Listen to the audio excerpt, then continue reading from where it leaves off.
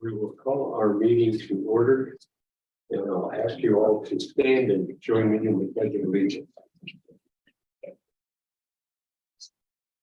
I pledge allegiance to the flag of the United States of America and to the republic for which it stands, one nation, under God, indivisible, with liberty and justice for all.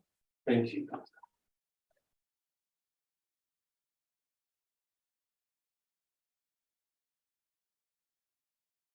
You had the agenda before you. Is there a motion to approve? Motion from Marilyn, second. I second. Charlene, all in favor? Aye. Aye. Thank you. Motion is approved.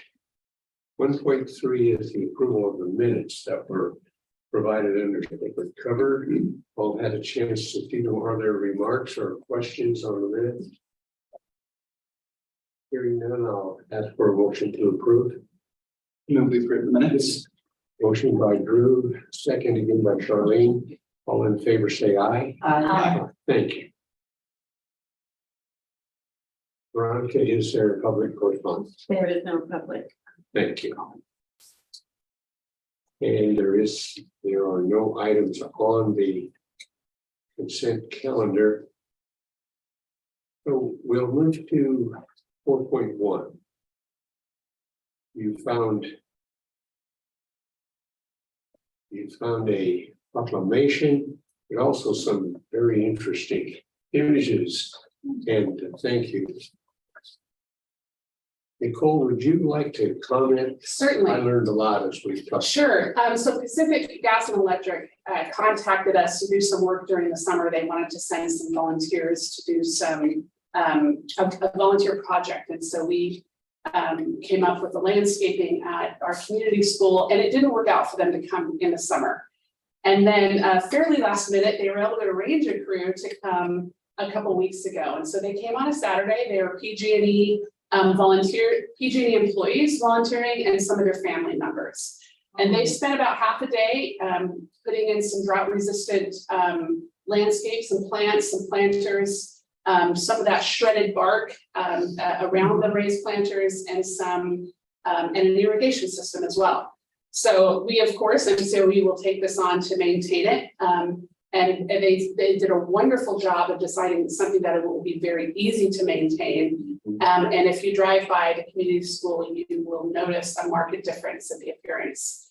So we wanted to recognize and do a joint resolution between the superintendent and the board to thank Pacific Gas and Electric for the work that they did. And this is, as you may know, that they have a volunteer program, and it's called their Pacific Gas and Electric's campaign for the community. And so that is what we were the recipients of. So, yeah. That's great. Larry, I had one question. Yes. You know, I looked at those really nice raised beds. They reminded me at one time, I think it was countywide, but I think within Ukiah Unified, there was a woman named Terry DeSilke who helped schools develop their gardens. Is that program still going on? Ukiah Unified, I believe, still does have a garden program. I'm not sure if it's, I believe it's different than when Terry DeSilke was overseeing it. It's changed. It was a grant. It was a grant. Yeah, that grant funding went away, so they had to find a different way to fund it. Were the people at community school, was there an opportunity for them to involve the students ongoing, or is it set up in such a way that it might require occasional maintenance or attention? When Tawny Fernandez returns, she's on leave right now. The students have in the past, depending on who's the interest of the students and the staff, have had varying levels of involvement in the beautification of the facility. And so when Tawny returns, I'll check in with her on that. Yeah. But we didn't want to. It is not set up with the contingent upon that being necessary. It's like I said, it's super low maintenance. Oh, that's great. One other comment at Mendocino High School, at one point, we just had a great horticulture teacher and program. You talk about beautifying the school, they built a big greenhouse down there that they still use, and And then even around the community. If you drive by the Ford House Museum, look at that landscaping there. The students at the high school did it. There are efforts and classes at the continuation high school, but I'm sorry, the name is gone, but they were working very hard. Days I used to substitute there, there's a lot of pride going on around that. So, yeah, beautification, but if there's a way that the kids can, in some way, see it as they own it, if they will. Any more comments on the resolution number 23.10.1? All in favor of approving that resolution and its number, excuse me, I'll move that we approve 4.1. thank you. I'll second. Second, thank you. Moved by Darlene, or Charlotte. Yes. Moved by. Excuse me, I get it straight. Moved by Marilyn, second by Don. All in favor, please say. Aye. Thank you. Opposed, I'm not going to accept one. As we go forward to 4.2, California Retired Teachers Week and the recognition of that. Several of us in the room are retired. Darlene and I, we will gladly accept that. I was going to make a remark about, in reading it, they were talking about volunteer hours and whether it's chapter 55 here or 27, the one that I'm a member of in Humboldt, they do make a great deal of trying to generate a clear record of volunteer hours. And there's a part of their effort that encourages not only teachers to get out and do things for which they have some skills and many of them have strong interests, but also they're supposed to keep track.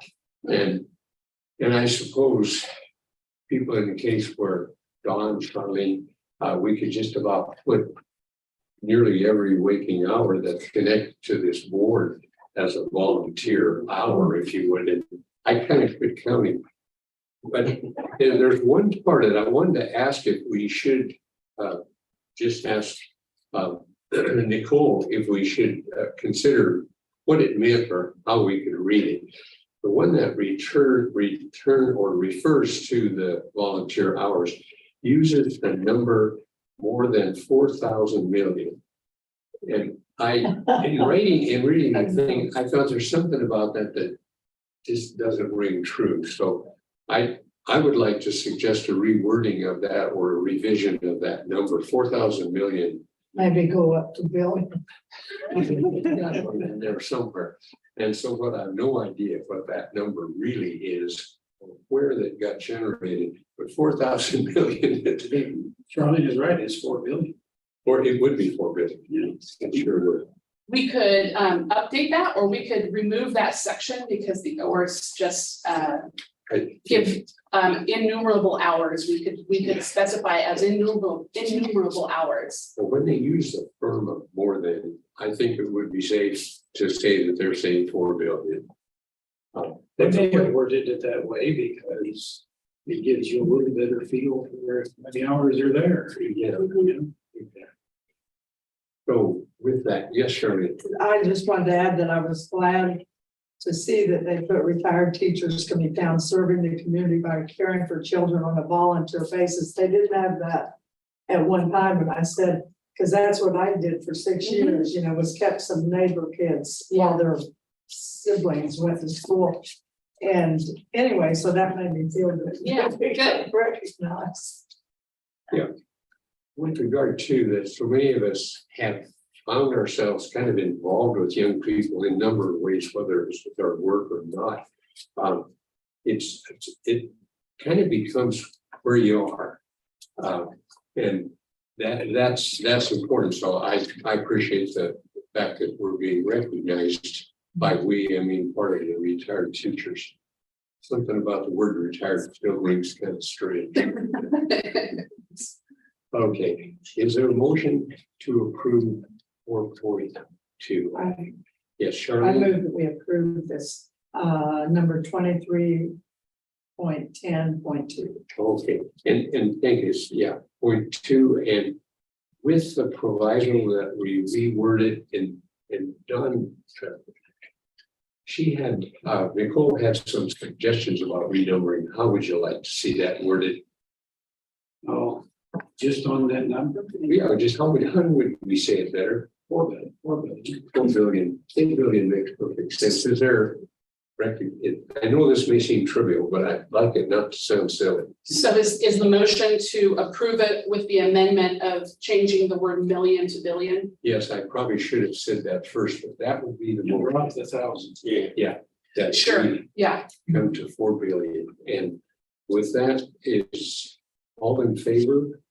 Aye. Chairman. And thank you. Motion is carried. Marilyn, you had a remark. I'm sorry. Oh, no, I was just seconding, we made the motion and we had seconded This it. was- You picked the perfect guy, the math brain. Yeah. That was the proper number. Yeah, good. We moved into 4.3, which has been the bulk of things of which I still need to do my homework. You want to remark at all, Nicole? Yes. So October 8th through the 14th is recognized as Week of the School Administrator. School administrators have a big job and it's nice to recognize them. So I appreciate that you guys are taking some time to send some cards to our superintendents. I know that given the time, you'd probably love to write a letter to every school administrator in our county. But I think our superintendents often take care of recognizing the staff that they work with, but we'd like to, thought it'd be nice to recognize the superintendents. So this is a week that's been, it's been recognized in October for the last 7 years, I believe.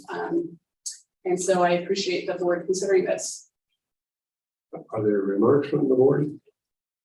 I'd like to say that, yes. I move that we adopt the week of the school administrator. Okay, before I ask for a second, I also appreciated the fact that school administrator got revised or fleshed out in terms of curriculum and assessment leaders, school business officials, assistant principals, special education, adult education leaders. That many people make decisions down the line somewhere and it gets filtered out, and the visible administrator, sometimes if they function well, it doesn't always appear that they are as busy or as important. And many times that's simply a matter of good administration, if you will. Yes, sir. You know, I did a lot of negotiating contracts.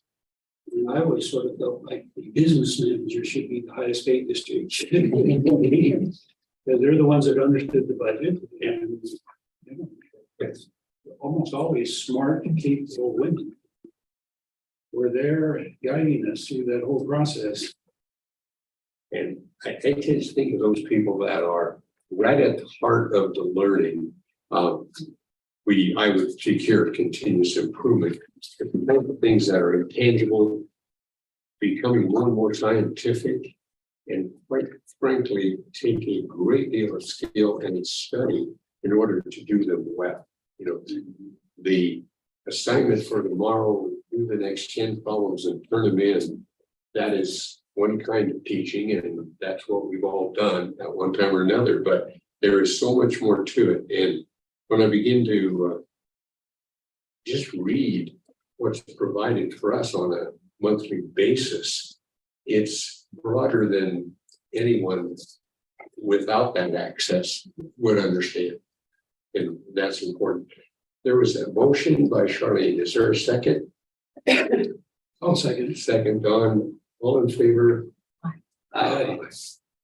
We are passed. Thank you. And thanks for the time to take just a moment or two with the resolutions.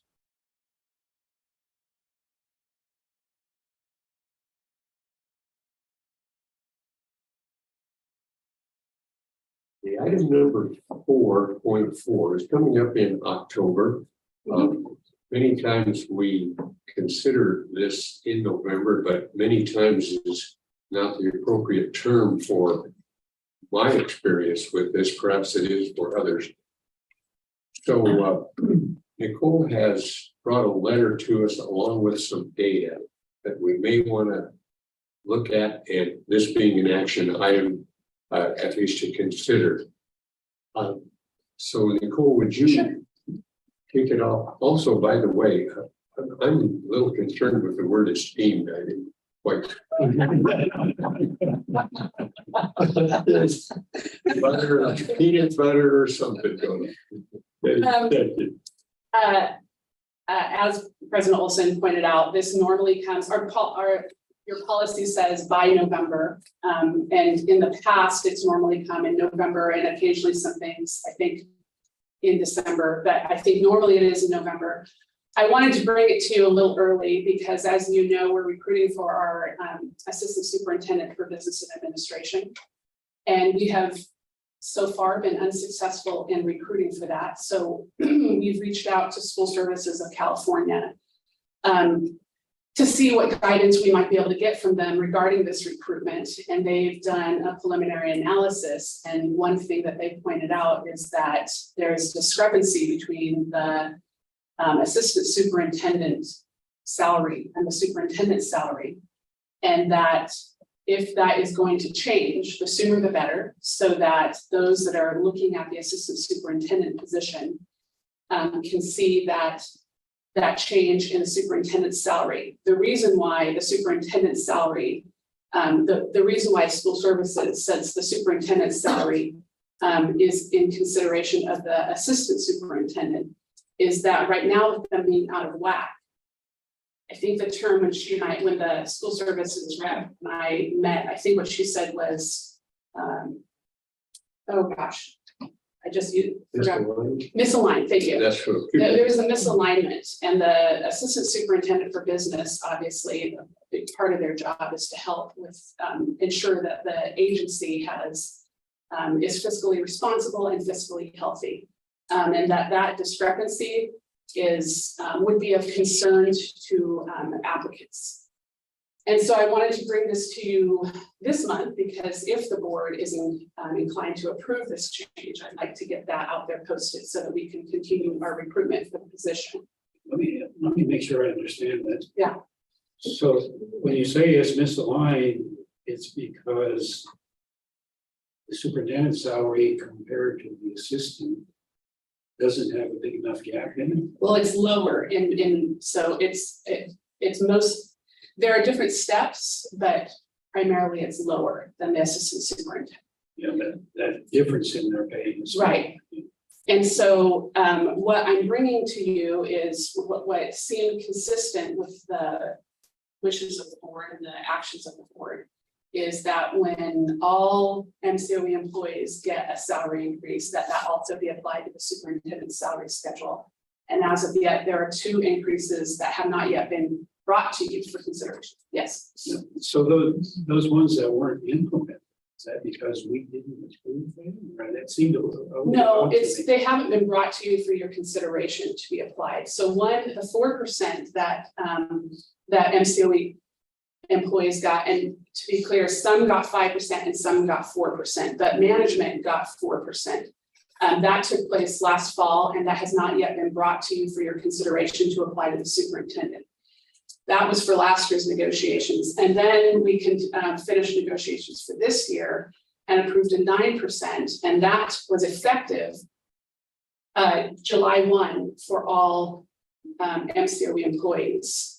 So the other thing in the policy for the board policy in relation to the superintendent's salary is that salary increases take effect January 1. And so I know you've read this, but for the sake of anyone who's watching this, the proposal is the 4% increase that all other MCOE employees got last year, that be paid retroactively to January 1, 2023. And then the 9% that MCOE employees got effective in July, that be effective for the superintendent's salary starting January 1st, 2024. And then the other part of this is that the approval to be placed at step 2. What So did you say? approval to be placed at step 2 of the Oh, salary step. Michelle was in. This was when, The 4% came, was approved for other and non-new employees prior to me taking. so she would get that money. No, because it would take place, or take effect January 21st, 2023, and you were approving my salary, not the previous superintendent's. Okay, I was reading it that we would give you a retroactive. It would be retroactive for me because I was in office at that point and you were approving my salary. And this, so the prior superintendent, even though they were paid for some days in January, approval for any change to her salary would need to come to you as a separate consideration. That was a little confusing. And I so understand. do we have an amount? I see what the superintendent salaries were, but do we have an amount for our assistant superintendents? Oh, you know what? I was wondering, What's the offer on? I do have that. I mean, it's public, isn't it? What It we is. paying? What were we paying? Here, let me pass this around. We can upload this as, let me just take a copy that way, and we can upload this as an attachment to the agenda. I think that'll be helpful. Yeah. So it's coming around, and when it gets to you all. Because I had heard there were different assistants getting paid different amounts, and but I did really, I could go on the county website and look, I just. Yeah, the salary schedule is on the website. Where people are placed is not necessarily on the Oh, website. on the incremental steps. I mean, Here, what's coming to you shows you the incremental steps. Okay. And this is the certificated management salary schedule. And the top tier, range A, is where our assistant superintendents are. And our assistant superintendents at this time are 225 days. And you can see there are different range of days, but that's what we are at right now. Oh, here's the days. Yeah. Oh, sorry, range A is deputy, sorry, range B is assistant superintendent, sorry, thank you. Okay, Yeah. and we're at 225, you say, Nicole? That is correct. And they're at step what? Well, their steps may vary, I don't have what steps they're on. Depends on years. And so when we hire, it depends on your years of experience, we place our assistant superintendents based on years of experience, as we do other managers. And so as we recruit for the assistant superintendent, we don't know where that person will be placed. Oh, okay. Because we don't know what experience they'll bring to us. Okay, I was hearing that we were making an offer to someone whose pay was higher than yours. No. Okay. It potentially could be. It potentially could be, exactly, depending on the step. Right, it just depends on the step. And so I think the school services looks at, because we post it as the range of salary, and then what they looked at was that this range exceeds what you're making. And so if any change is going to be made to what I'm making, what the superintendent is making, the recommendation was to make that change. There are a couple recommendations. This is just one of them. That if there is to be a change, that change be made before posting the assistant superintendent position. That's wise. I have Yes, one more Marilyn, question. go ahead. I have all these questions in them. And do we have to make a decision today, or can we make it in a number like we normally do? We have the prerogative to make the decision or not, and to make it when we see fit. Okay, And I think some people say, what is the authority of the county office in setting the county superintendent's salary? That sounds like a control issue that would come to an evaluation or some sort of control. But remember, we're setting the salary for another elected official. And so data and comparisons, those kind of things, but it is not, that's why we have a schedule to save us and every board in the state the difficulty of trying to do this sort of thing, which we cannot do in closed session, and maintain the dignity of both offices, and then to have this in some kind of cohesive way, and we've been through all the turmoil of change and the turmoil of the last year. So it isn't a normal setting, but typically having a salary schedule in this kind of thing is a blessing. Most superintendents of districts don't necessarily have a salary schedule. They are entrepreneurs on their own, they're freelance people, and they are negotiating for themselves on their own. And that's not necessarily known either. So when you see the wide disparities that were described in, I think it was page 2, those are individually, if you will, established or negotiated or set kinds of compensations. And I think we all knew that, but I wanted to get it said. Yes, Ron. I'd just like to comment on that, historically, the superintendent hasn't had a salary schedule. And it's always been kind of a touchy issue. But the reality is, as a board, the only power we really have is to set the superintendent's salary. On the budget. Well, Okay. it's a budget is pretty automatic. And again, as a supervisory board, you want to be able to make the superintendent somewhat accountable to you. I guess that's why we're here, And of course, we also hope that the superintendent, we do have, the power of persuasion and some influence on the superintendent. But really setting, I think historically, that's why there wasn't a salary schedule. Because the board, that was one way they had of keeping the superintendent. But right now, this is our opportunity to set the salary schedule. And so, Going forward and the number of steps. And thank you, John. Other comments?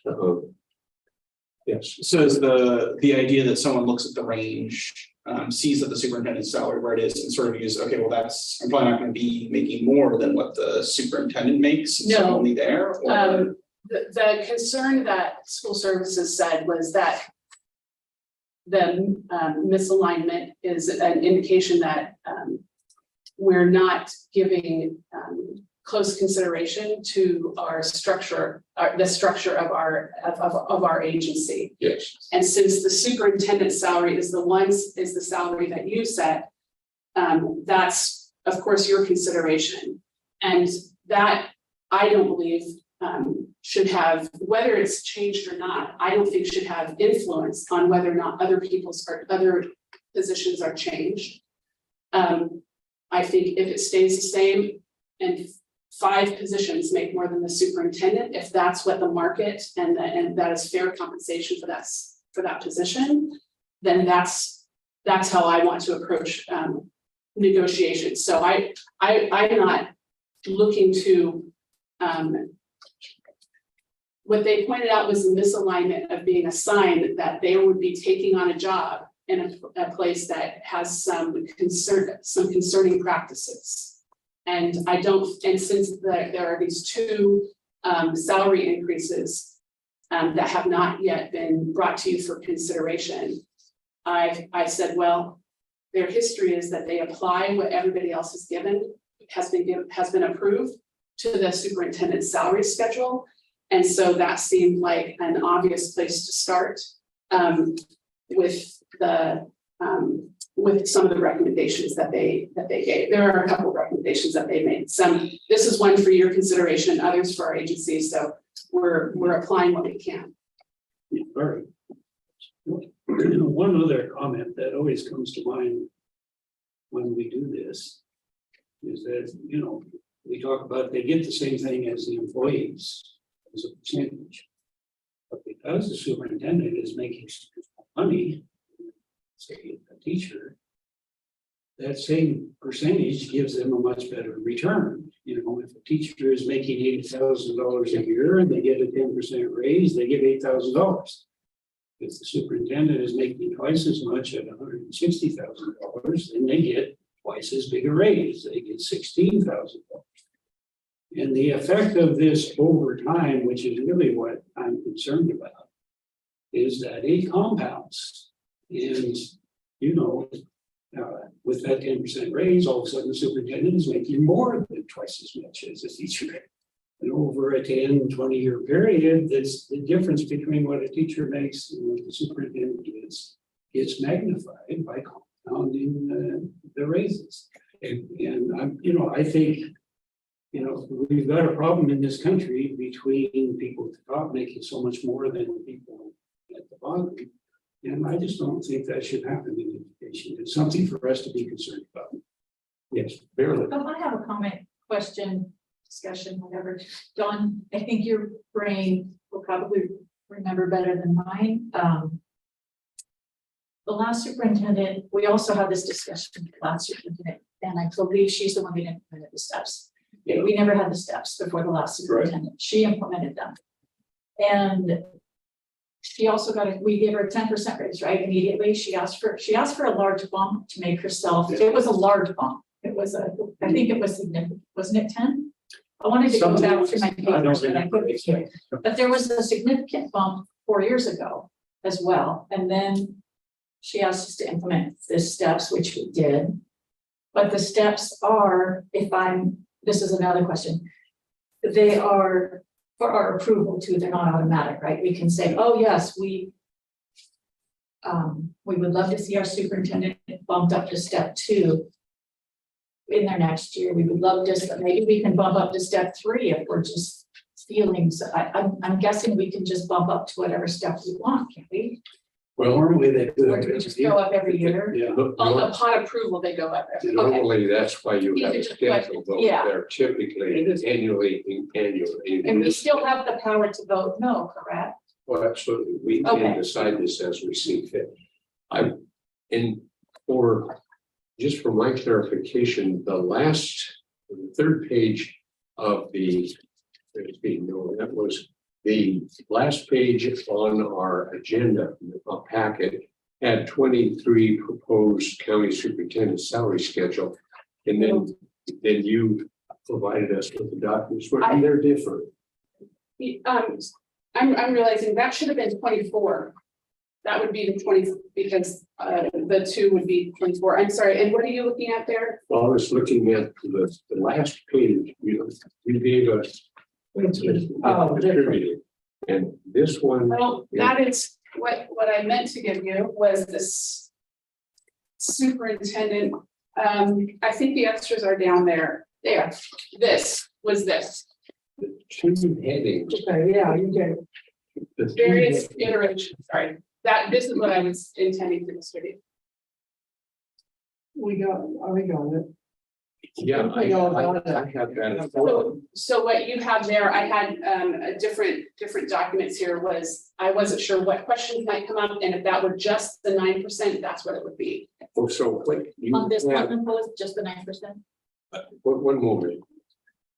First off, my question was referencing the difference in the last page of our packet Sure.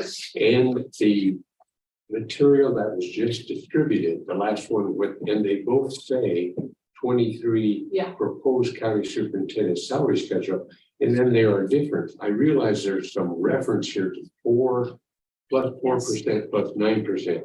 Is that the reason this is different? Yes, I'm sorry, that is confusing that I sent both things out. I didn't intend to send that second document. The reason why what you have online is different is because that's the 4% and then the 9% on top of it. Right. It's applying both of them. And that then would describe your salary proposal beginning in 2024. Correct. Okay. Yes, thank you. That was unclear. Thank you for. Okay. And forgive me for jumping in, but there was a lot of paper moving and I wasn't making my point.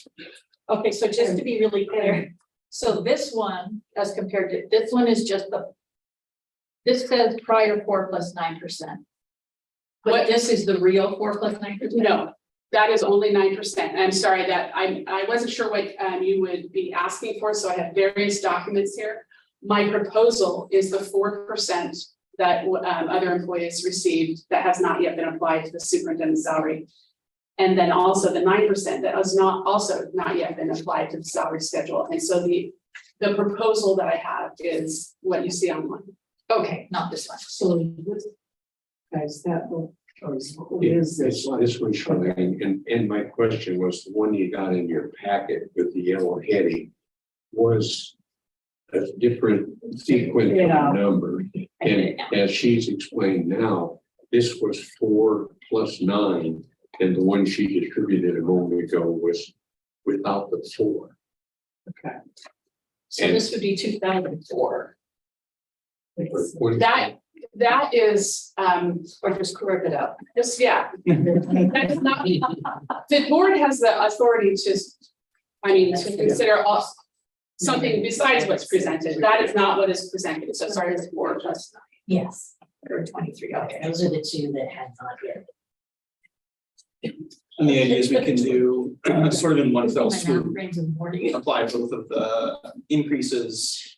Since it has to come to the board for each one, we do all of them in sort of one go. And So, then when we post it, it's So I'm sort of industry standard, I guess. I'm looking at your salary compared to other county superintendents, I mean, it seems low. But I'm sort of wondering if you get this raise, these raises, what we. So this- That's pretty. that would be, that's on this last page, I would still be, well, if everything that was proposed is approved and you determine to place me on step 2, starting on January 1st, 2024, the salary would be $198.23. Yeah, And so you can see in comparison to the other counties, that's still over $10,000 less than the closest salary. What is your time frame in working with school services on, We, if you weigh alignments here? Because the board, I'm not sure that I would entertain a motion to take action today. I don't know if any of the members wish to, but what is your preparation expectation or your time frame for dealing with some of the things relative to this? so we have, we set the time frame. My sense was, I'm trying to move fairly quickly because Penny's gonna run out of time at some point. We still have a good amount of time, but I want to restart the recruitment for that. And so since this was gonna come to you next month and the policy says by November, I thought I would just bring it to you a month in advance. And if that doesn't work for the board, obviously, the board does not have to make a decision. But we're moving as quickly as we possibly can to get the position filled. And so what recommendations we take or whether we take recommendations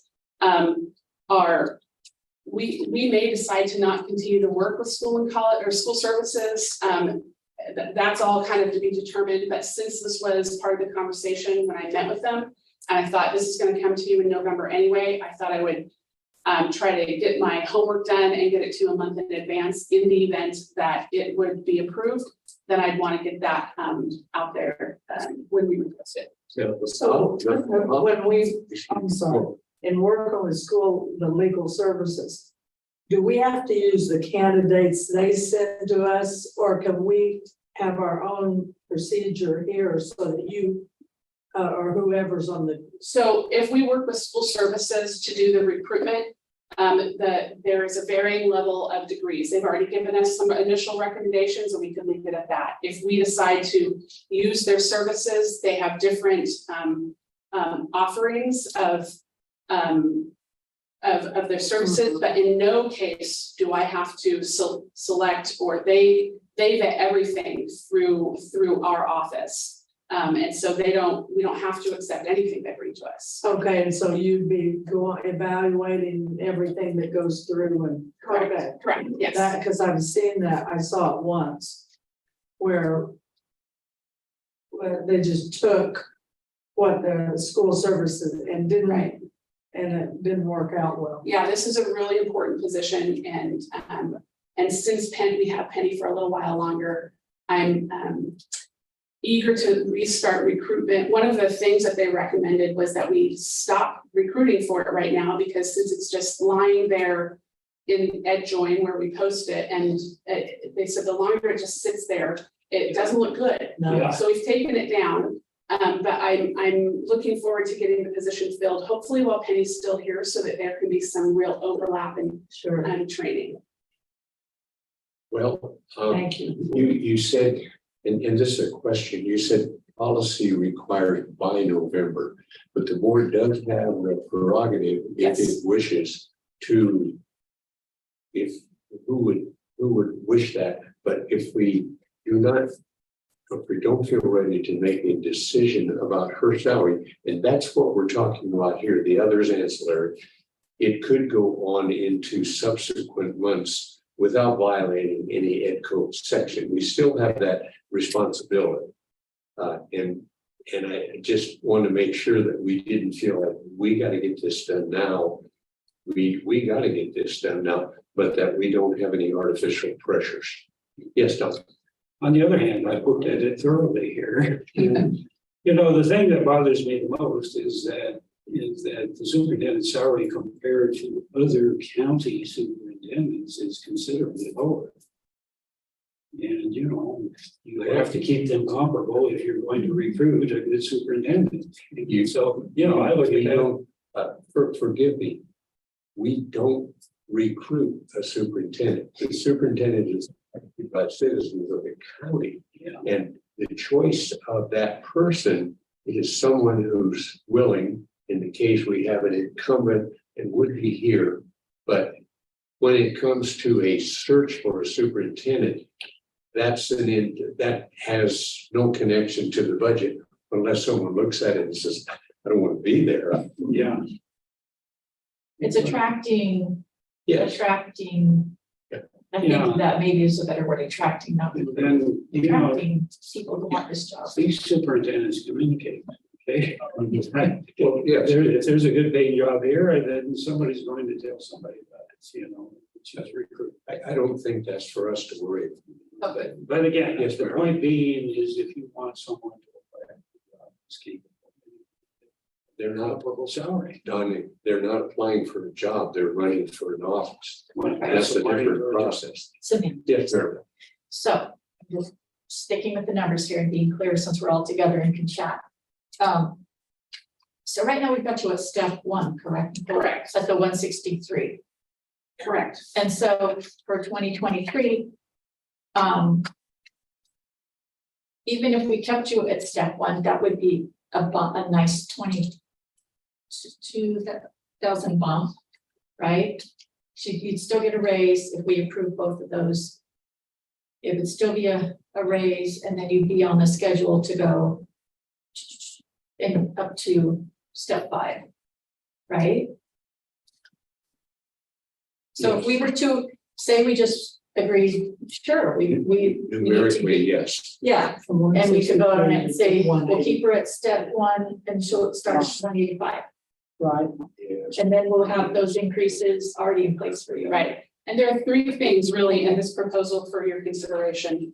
And I think it's important The elements in the, for the record, but also for our HR department and payroll department to make sure that the right things applied. So on page 1, number 1 is a 4% increase applied retroactively to January 1, 23. Okay. And then a 9% increase to be applied to the salary schedule January 1, 2024. And then the third thing is step 2, placement on step 2 beginning January 2024. And I recognize that all, none, or some change in what is proposed is really what you have authority to. This is just what I was bringing forward because it seemed consistent with what the board has done over the years. and the summation of what her proposal is the yellow band in the last item of our packet. And as opposed to what was distributed this morning. And so that would, as I understand it, be the salary and that is being requested as of the first of 2024. Correct. She's asking for some retroactive recognition for the current year. And that's a separate consideration, I would expect. Yes, Don. The point I really kind of want to make is, again, if you look at the surrounding counties and what the superintendents make, even after she gets those raises, she's still the lowest person on that term. We still need, we need to give her raises. In as much as, I think we find ourselves having a two-way discussion here, but in as much as how those offices are filled, how they came to do that, and then looking at the districts, irrespective of their size or their enrollment or their location, those are decisions that were made by individual boards in negotiation with the individual who's there currently. And so that's a very different relationship than we have established under code with our superintendent. And I think it's important to try to keep those in mind, not to say I agree or I disagree, but to understand the difference in the value. For example, there is no connection between the superintendent in Laytonville salary and Nicole's salary. None. And as far as the connection between the salary in Mendocino and the salary in Humboldt, that again has been a matter of attrition, long-term changes, and we have been, as I used before, we've been in turmoil. There's a change, then there was a resignation, there was no one in the office, then we had an interim, then we had an election, and we had a brand new one. Then one term later, we had an election, we have another brand new person. It's the kind of thing where it is a, I won't say vastly different, but it is a significant kind of looking at this. And you say, where has Mendocino been? Mendocino's been casting about, in all fairness. And I hope that that can not be the case going forward. But that's part of that reason. And I've been trying to look at that in my mind because Nicole has made a recommendation to us. And we can discuss it, we can adopt it, we can wait to adopt it till next month. Or as I've learned, we can chew on it some more. It's not good for anybody to chew on it for a long time, but it has come to be in a series of things over which we've had no control. Or at least I don't feel like I've had any, particularly if you roll it back to the days when the superintendent didn't complete his term. But yes, Charlie. So maybe I should have gotten this before, but so there's 2023 proposed county superintendent salary schedule. Everybody else did receive the 4+9, and we have been trying to have the superintendent's salary go There were some, I just want to be clear, there were some that received 5+9, but management received 4+9. And that from what I could tell of the history, it's what management has received, which has usually mirrored exactly what everybody else has received, is what the board has generally approved for the superintendent's salary. Okay. If we, well, I kind of get the feelings of people about how they would like to, the board, how they would like to deal with this today. Or if there is a feeling that we would deal with it in November. And while I'm not trying to kick the can down the road, I just wanted it to be clear that as a group, where we sit in terms of our responsibility to decide. And if I understand that, we do not have to decide, but we are expected to by policy in November. Now, if we set forth on a time, and this is self-evident and we're an honorable group, but if we do not resolve this if we do not adopt her proposal, and her proposals here is straightforward, in the subsequent months, a couple of us could have a conversation about it, but we need to remember the Brown Act is alive and well. And so we're all going to not worry about whether or not three of us are going to be talking because we won't do. But two of you can discuss if you have feelings with each other.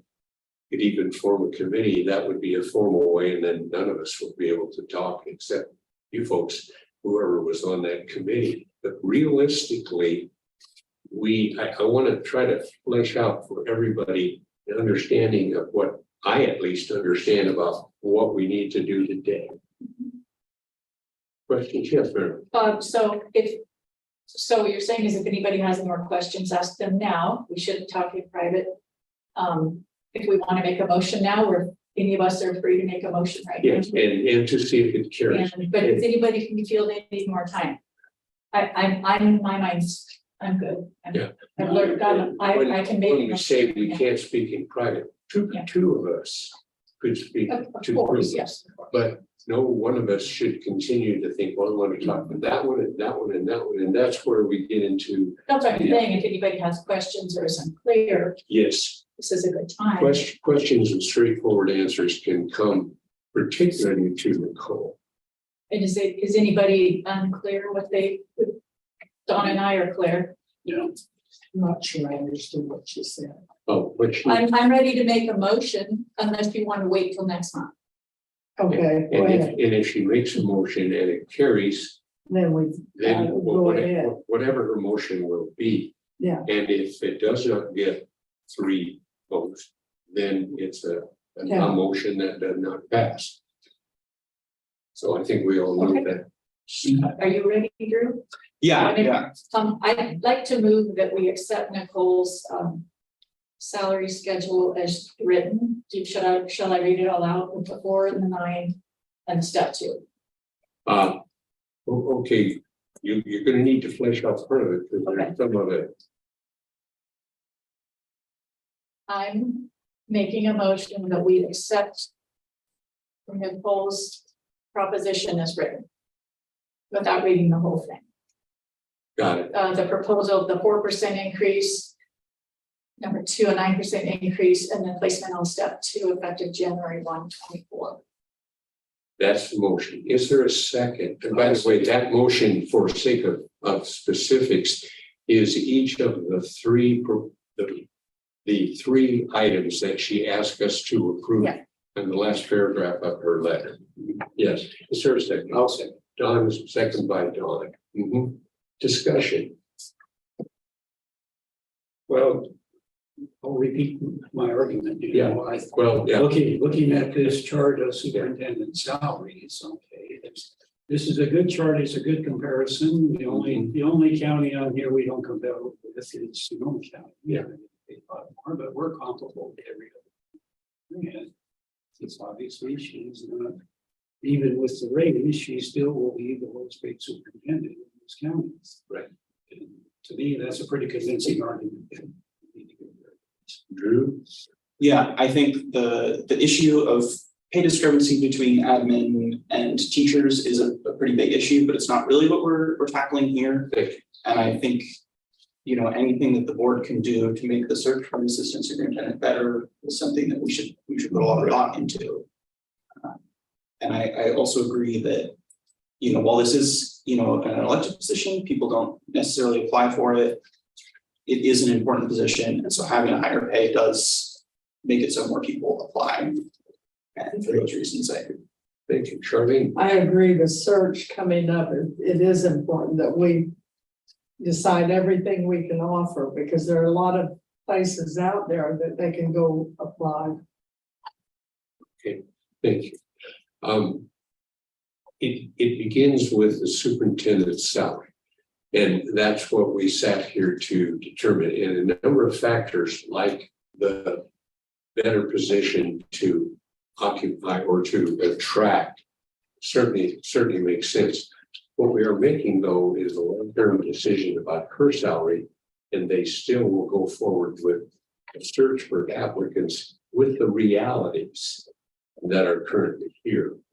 And so as long as our primary motive is to set the salary, for which we do not have to do at this time, but her reasons for bringing it forward are legitimate.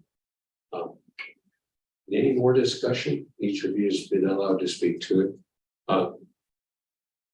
Okay, in a discussion, someone could call for the question, but I think we're all pretty well silent on it. So all those in favor of Marilyn's motion signify by saying aye. Aye. Aye. We won't need a roll call. It is unanimous. Thank you. Thank you. And thank you all. Yes. Yes. Well, again, it's. Now, we're not gonna have this conversation for a year.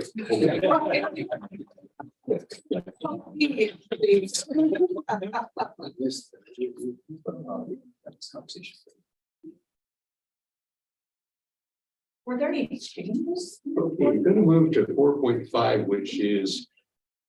It looks formal, like the review of the 23 Mendocino County Board of Education meeting schedule, but it has an ulterior motive. So Yes. would you please present? Yes, what you see before you is exactly what you've seen before. There's no change to this. But we would like to see if the board would want to consider a change on November 13th. The location of the regular board meeting at 10 a.m. on November 13th is the MCU boardroom. The board has expressed an interest in having board meetings in various locations around the county. That's not very practical for most districts because most of them have board meetings in space that's used during the school day. However, in Fort Bragg, there's a classroom that is about this size or maybe even larger that we certainly, that MCOE has access to, that we could certainly hold a school board meeting there. And so wanted to see if the board wanted to make a motion or move to change the location of the November 13th regular board meeting so that we can meet in Fort Bragg. Thank you. Are there questions? I have a comment. Yes. When we meet there, usually the superintendent from that district comes in. I would like to have a little discussion with them about workforce housing. I'll touch base with him and see if that's, because we could do that outside of the board meeting as well. Just to bring up that subject and see if they're thinking about it or whether they have extra land. Yeah. It's be good to know. You know, it'd be good to go visit. We early start, and we have an MCU program over there, and maybe we could coordinate something with visiting that classroom, meeting with the superintendent, and see if that's a good time for him to meet to discuss that. Okay. Maybe, I'll and maybe even stop at the coast office, because I don't know that most of them have visited our coast. Well, office. I'm wondering, Joe Aldridge, superintendent, may or may not be able to like be a formal thing on the board meeting, but so we'll check into that. And if not, setting up a meeting would probably be a good second choice. So I'll look at one or the other. And don't they have the excellent food program there where they grow a lot of the vegetables? I love So, that. yeah, we can maybe arrange for a little tour. They have, the school is now taking over some of their garden, so, Yeah. we can arrange it. And then staff making the change in a location makes a change in a lot of things where people physically are during our meeting, and people move to the meeting if they're a regular part. Veronica, are your communication discourse, the visual, the virtual meeting and those kinds of things, is that doable without a great deal of additional? Oh, it's very doable. It's set up, the room is set up with the same system as we have here. Thank you. Just want to make sure that was there. Yes, Marilyn. So it sounds like we're suggesting it's sort of an interactive walking meeting and then a very abbreviated sit down, unless it's an all-day deal. We were not thinking an all-day deal at all. Okay, we're thinking a board meeting and check out a few things over there. We have not made arrangements with Fort Bragg staff yet, because the room is ours. We'll be able to use that. But what more we're able to arrange, we have not yet determined yet. But we're not thinking anything longer than a regular couple hours of a board meeting for us. And thank you. That makes us concerned the fact that it's not a case of is the room available. And Yeah. that's part of the reason we've been limited in meeting in other places. And I'm sure the virtual requirements made that more complex for everybody. You know, it's one thing to say, oh, we're going to go, maybe we'll have a meeting next month, but that almost becomes an entourage. that needs to go forth with that to be legal and to get anything done. Oh, yeah. So thank you.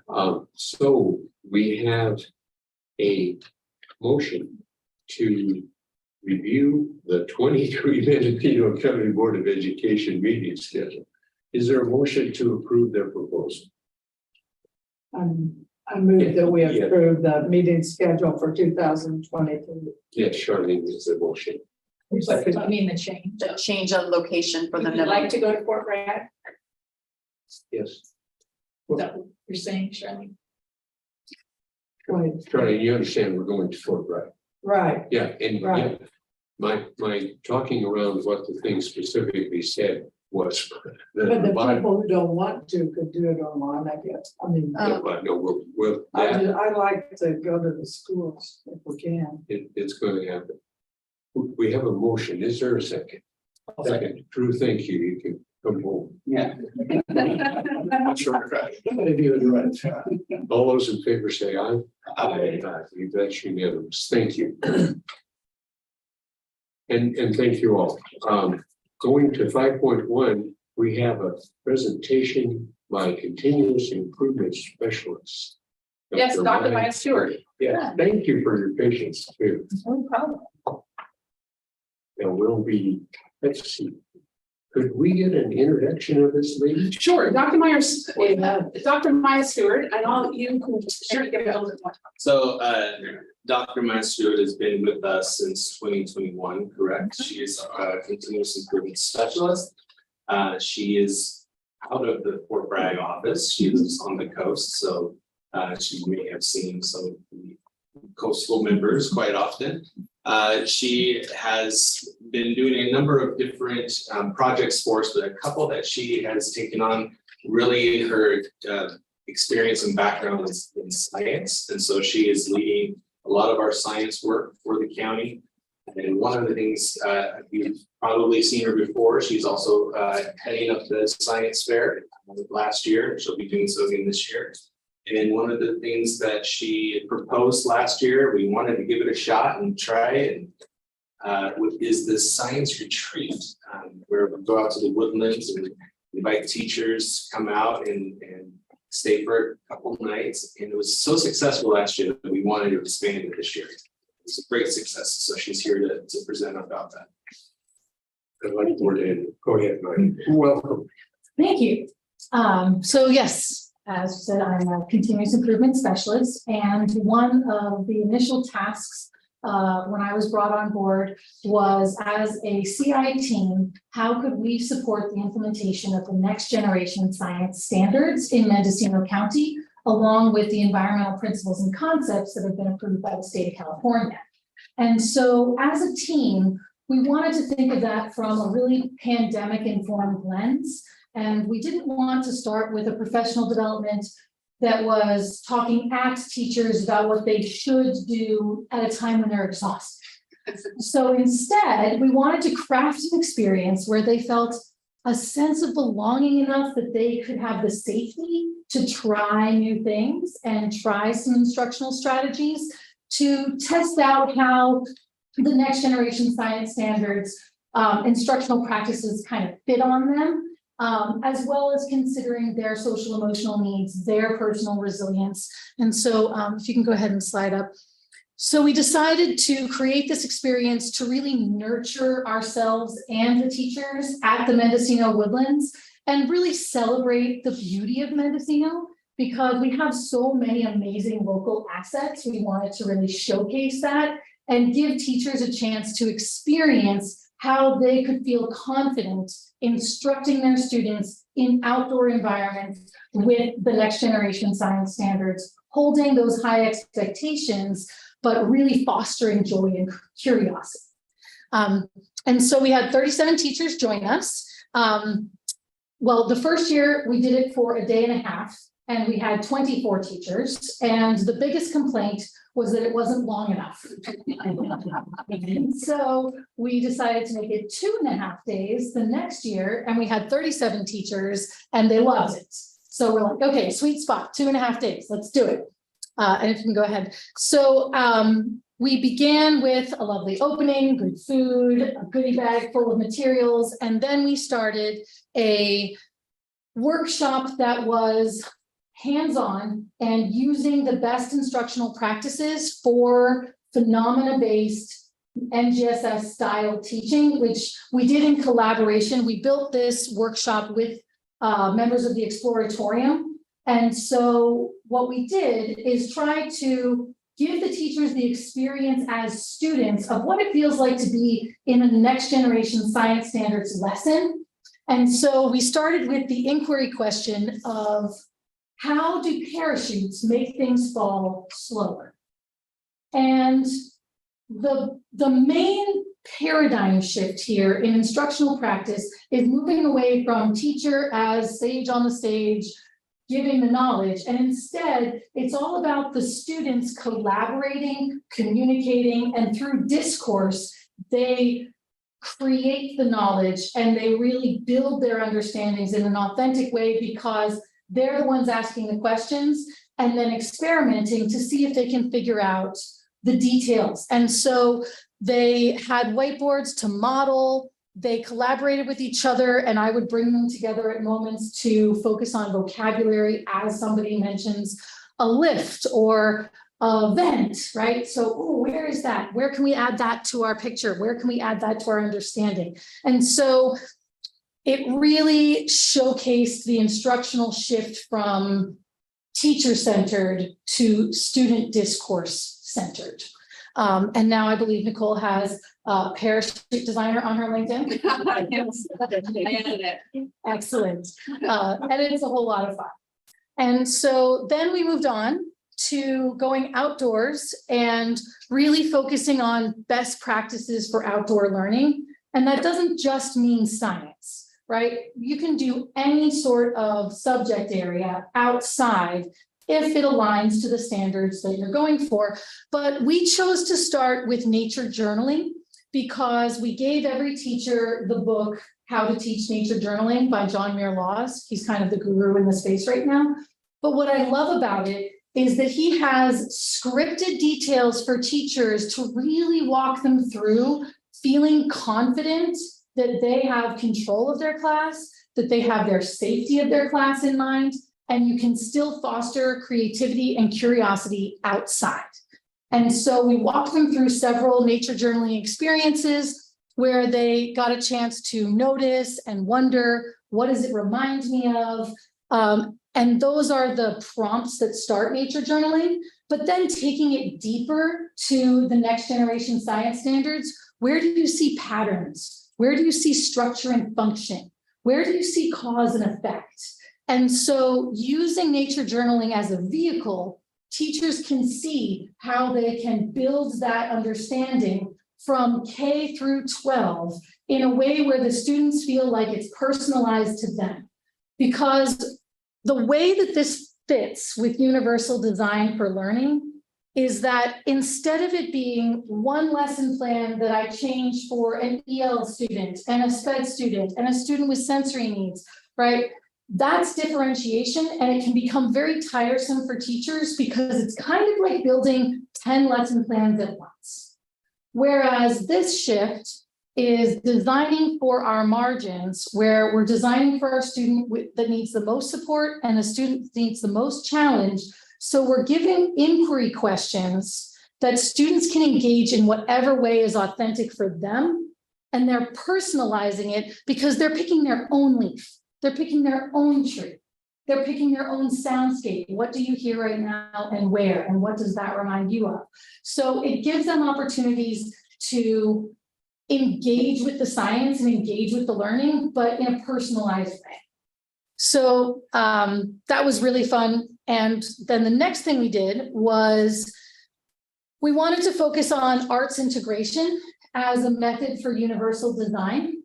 Because one of the big elements of universal design is allowing students to express what they know in a format of their choice. So just as an example, a previous lesson might be explain a rock cycle in a paragraph, and the student shuts down.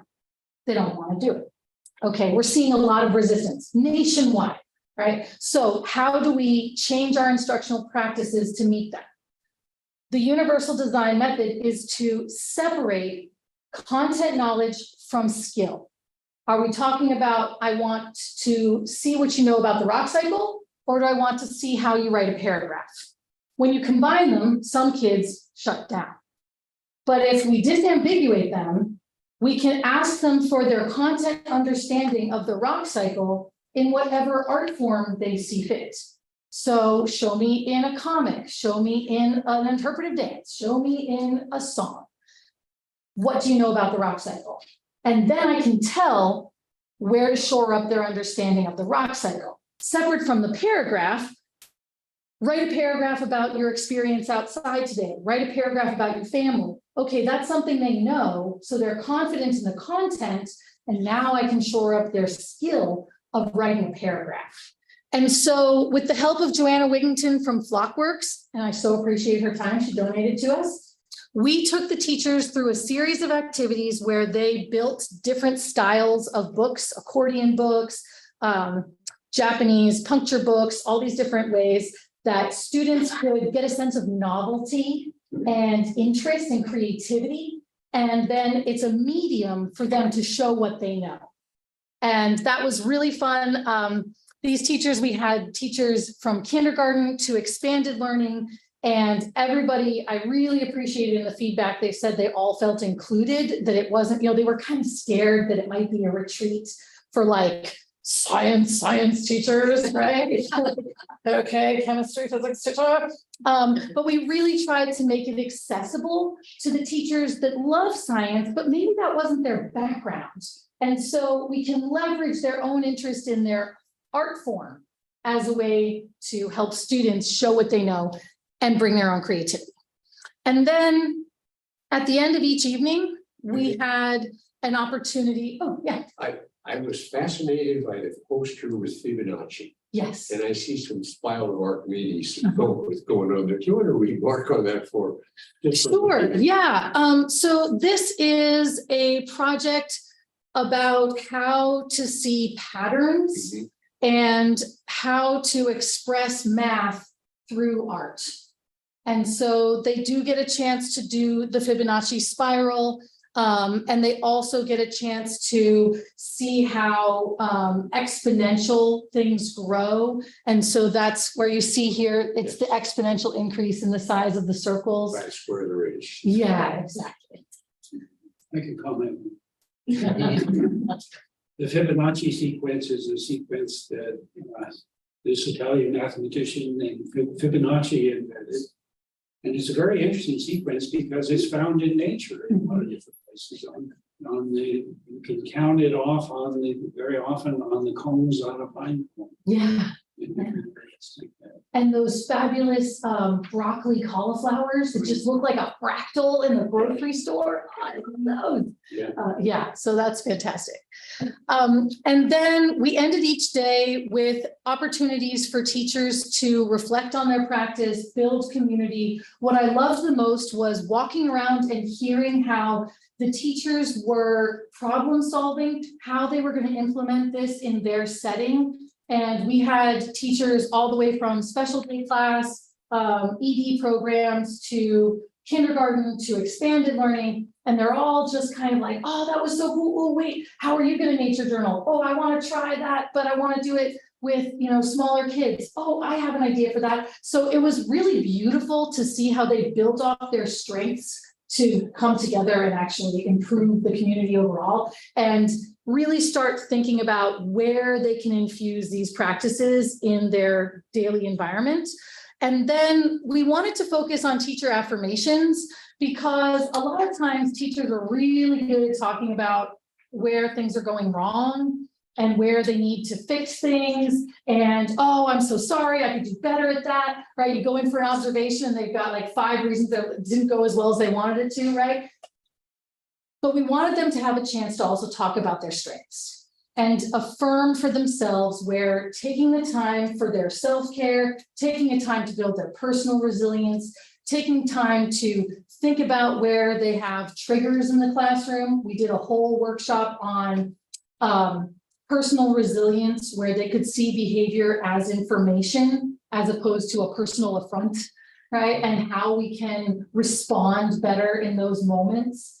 And so the affirmations felt really good because they could just say out loud, I'm good enough, I'm worthy, I'm trying, I have a strength here, and I can do better about this. So that really felt good. And I would share these quotes with you, but I get all like verklempt. So Veronica said she would help me with this. I printed them out, so maybe one of the There- board there- members. I can pass that to Larry. Larry, there's some of them if you wanted to look at those. Yes, they were part of the package.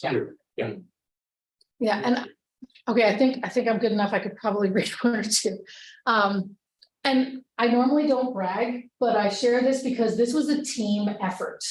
So the CI team as a whole came together, and the administrative assistants and business did so much work to make this come together and be successful. I feel like I can share these because this is not the Maya show. This was a continuous improvement and administrative assistance team, like making this happen. So this was by far the most informative, transformative, and restorative professional development I've experienced. The facilitators created a supportive environment for everyone. Their collective expertise and warmth was truly inspirational, and the natural beauty of the setting was hard to beat. I highly recommend this retreat to any educator, teacher, administrator, paraprofessional looking to level up and wind down. I love that they actually felt that sense of relief and restoration. And in my 20 years of teaching and learning about teaching, this stands out as the most impactful and inclusive experience I have had. I feel like I have found my people. And I just love that we were able to bring people together. So this was one of the most valuable conferences I've been to in my teaching career. I learned something new in each and every workshop I attended. As a result, I did not want to skip any sessions. I am learning today, or I'm leaving today with a full brain and a warm heart. And this was an amazing opportunity. I will be recommending this to teachers and expanded learning, wonderful workshops in a welcoming, beautiful environment. And I love that the expanded learning folks felt included, because they're really teachers as well. So anyway, thank you all. I really enjoyed it. If you have any questions or interests, I'm happy to share. I just really appreciate the emphasis on outdoor education. I'm a real believer in it. At Mendocino High School, we always had a week off in the spring we called Alternative Education Week. For many years, I took students to Yosemite Institute Oh, nice. for their a week of outdoor learning. And, I've seen it just transform kids to the outdoors. The reality is making the kids sit at a desk a good portion of the day is a very unnatural thing to do.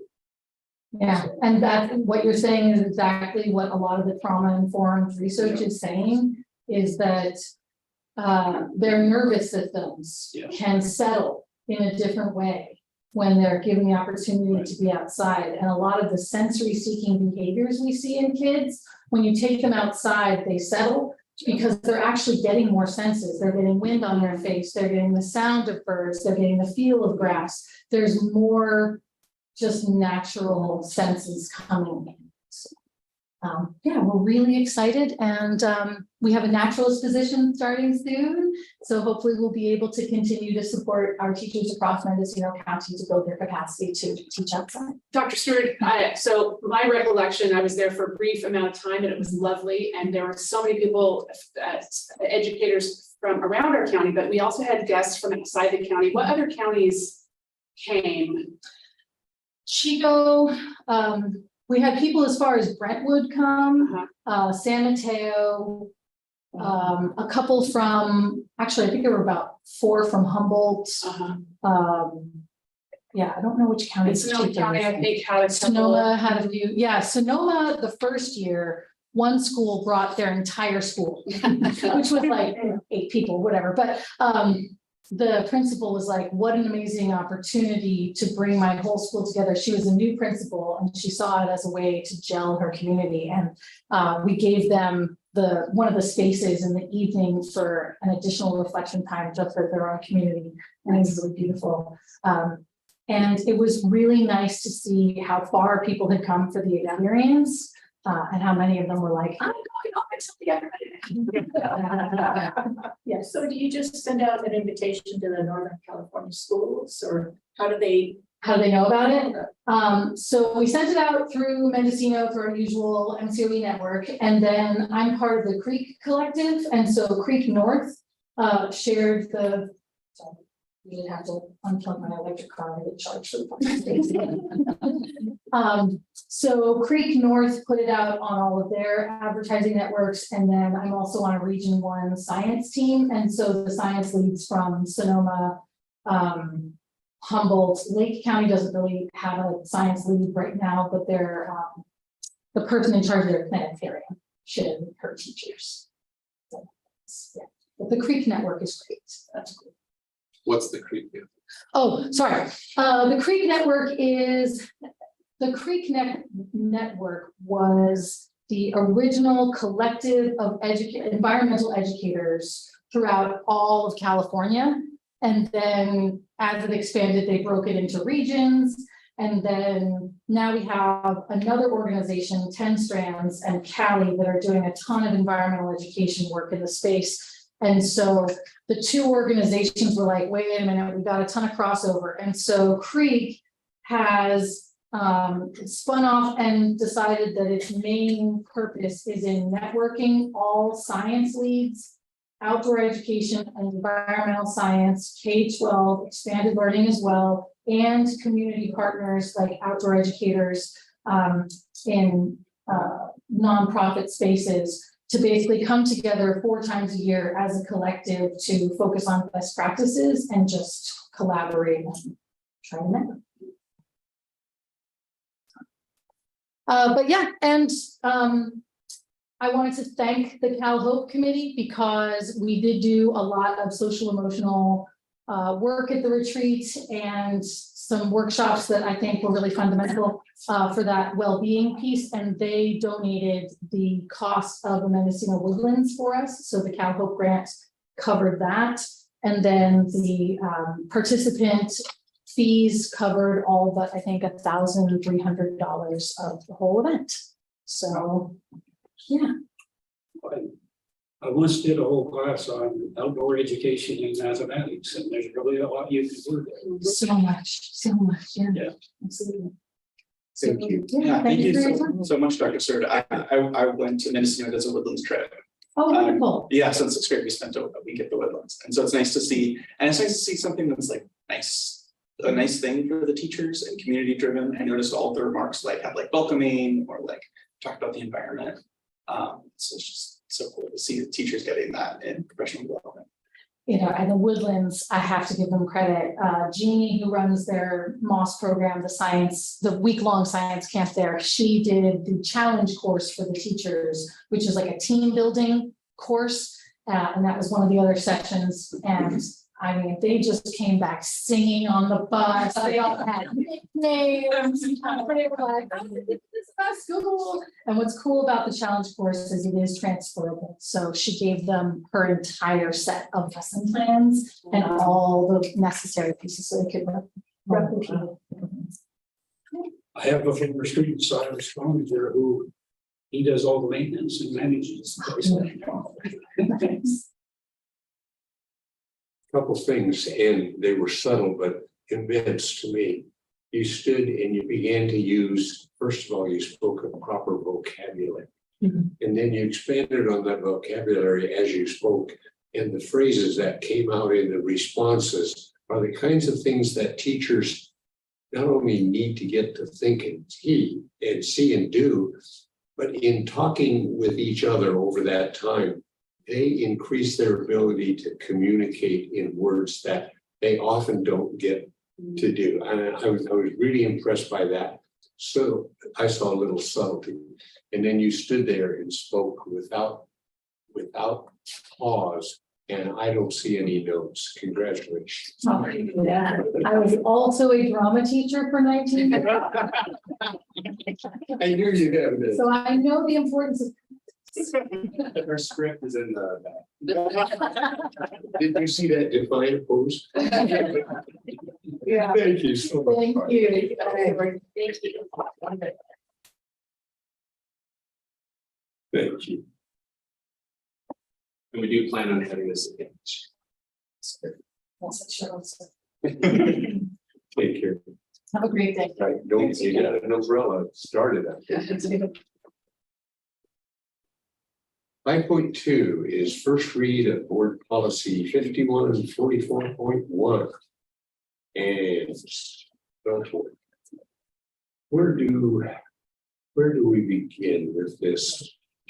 Well, these three policies, the proposed ones were the ones that we had legal bring forward to the board, during the last expulsion hearing, and it was advised not to make any changes at that time, so we're bringing them to the board now. I don't know if you guys noticed, but there is a couple choices in the board policy 5.44.1, where in the third page, you're either given two options. So those are up for discussion as far as like which of those two options, and maybe Nicole can also speak on this. But No, just, okay. it's It's for you guys for first read, so Right. this is not an action item. But the two option choices, that was in point 1, wasn't it? Mhm. The option 1 is like students in grades 9 to 12 must be suspended for disruption and or willful defiance. For the option 2, no student may be suspended for disruption or willful defiance. What page was that? And that was on page 3 of the board policy Point of the 3. 5.1. Page 30, thank you. And the difference is subtle. As you can see, students in grade option 1, students in grade 9 to 12 may be suspended for disruption and or willful defiance. Those students in grades K8 may be suspended for disruption or willful defiance, except by a teacher pursuant to Ed Code 48910. And then option 2, no student may be suspended for disruption or willful defiance except by a teacher. Again, that phrase. I don't know that I can feel authoritative in talking about the difference, but suspensions occur by teachers. And I'd appreciate any help from anybody else in terms of an administrator here, but having been on both sides of that and having us had to deal with that in the issuing of a suspense, dear Mrs. Jones, or hello, I'm suspending your student, that can come from an administrative office, typically in a middle or secondary school. It's from an assistant principal or the principal in an elementary.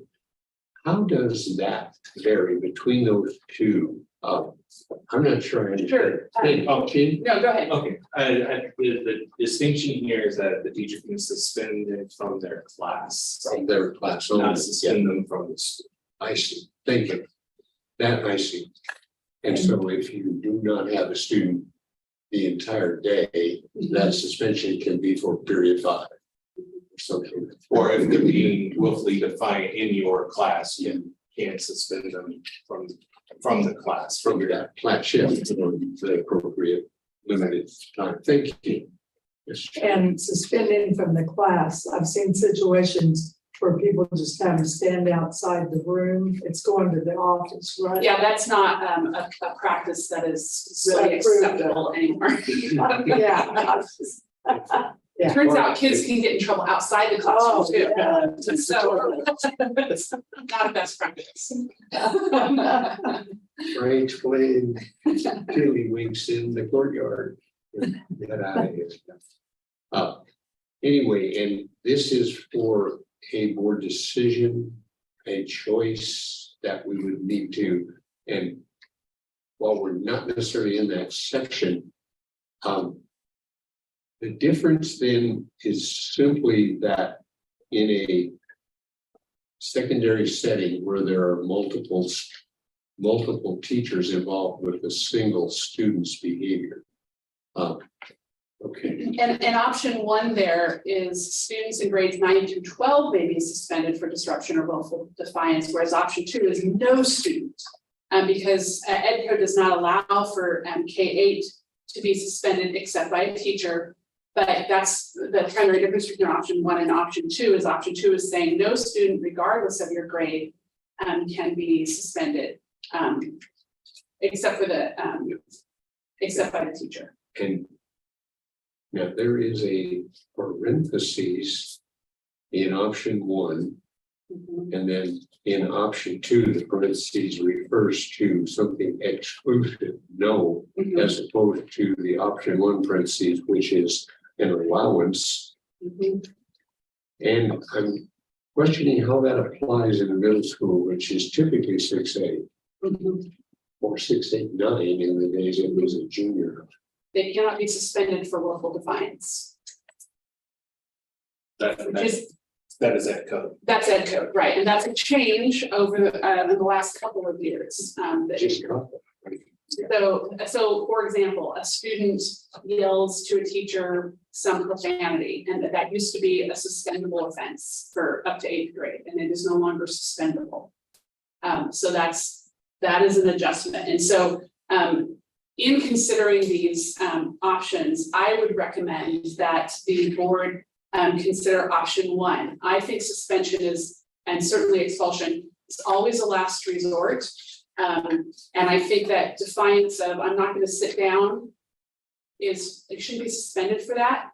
But if this policy says cannot be suspended for disruption or willful defiance, that sort of outburst and yelling unless it is not a suspendable offense. And I think in some cases, those are pretty, I think they can still be handled in other ways sometimes, but I am in general favor of working with the school site to avoid those. But I would still advocate for option 1. Even though I would want to work with the site to avoid suspension, period. Discussion? Yeah, I have a question. I imagine there's a lot of reasons. I've looked at sort of the reasons for suspension. If a student is sort of being disrupted like that, are there other reasons they can be suspended? So if they are causing damage, property damage, or and actually that's not a good one. If they're causing harm, if there's a safety concern, if they're making threats, that's different. Really, we do want to move away from they just disrupted our day, so we should suspend them. That's not a great reason to suspend somebody. I think that the ed code that allows for this is under consideration to change and to become more restrictive. And I would, of course, our policy should reflect ed code, because ed code will always trump our policy if we're not in alliance. But yes. Yeah, and sorry, I'll let you Go ahead. the second thing I wanted to say is I think a big reason for this is, certain people get suspended for willful defiance much more than others. And so for that, I would be inclined to choose option 2. Just because there's sort of a huge racial component into what people are suspended for. Go ahead. Go ahead. I was just going to speak to the fact that I really have a motive in terms of saying that we need to be very careful. I'm not saying it doesn't exist, but we need to be very careful that it doesn't become a super layer of reasoning for the way we manage an entire population of students. There are racial overtones and they can be dealt with.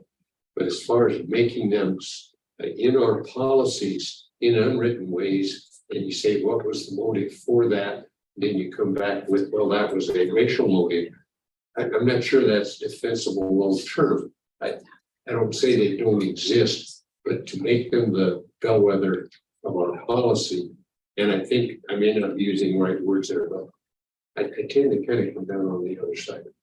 I want to put one thing in here. I'd like to look into some option 1. I had thought that was actually changed in ed code, even for grades 9 through 12.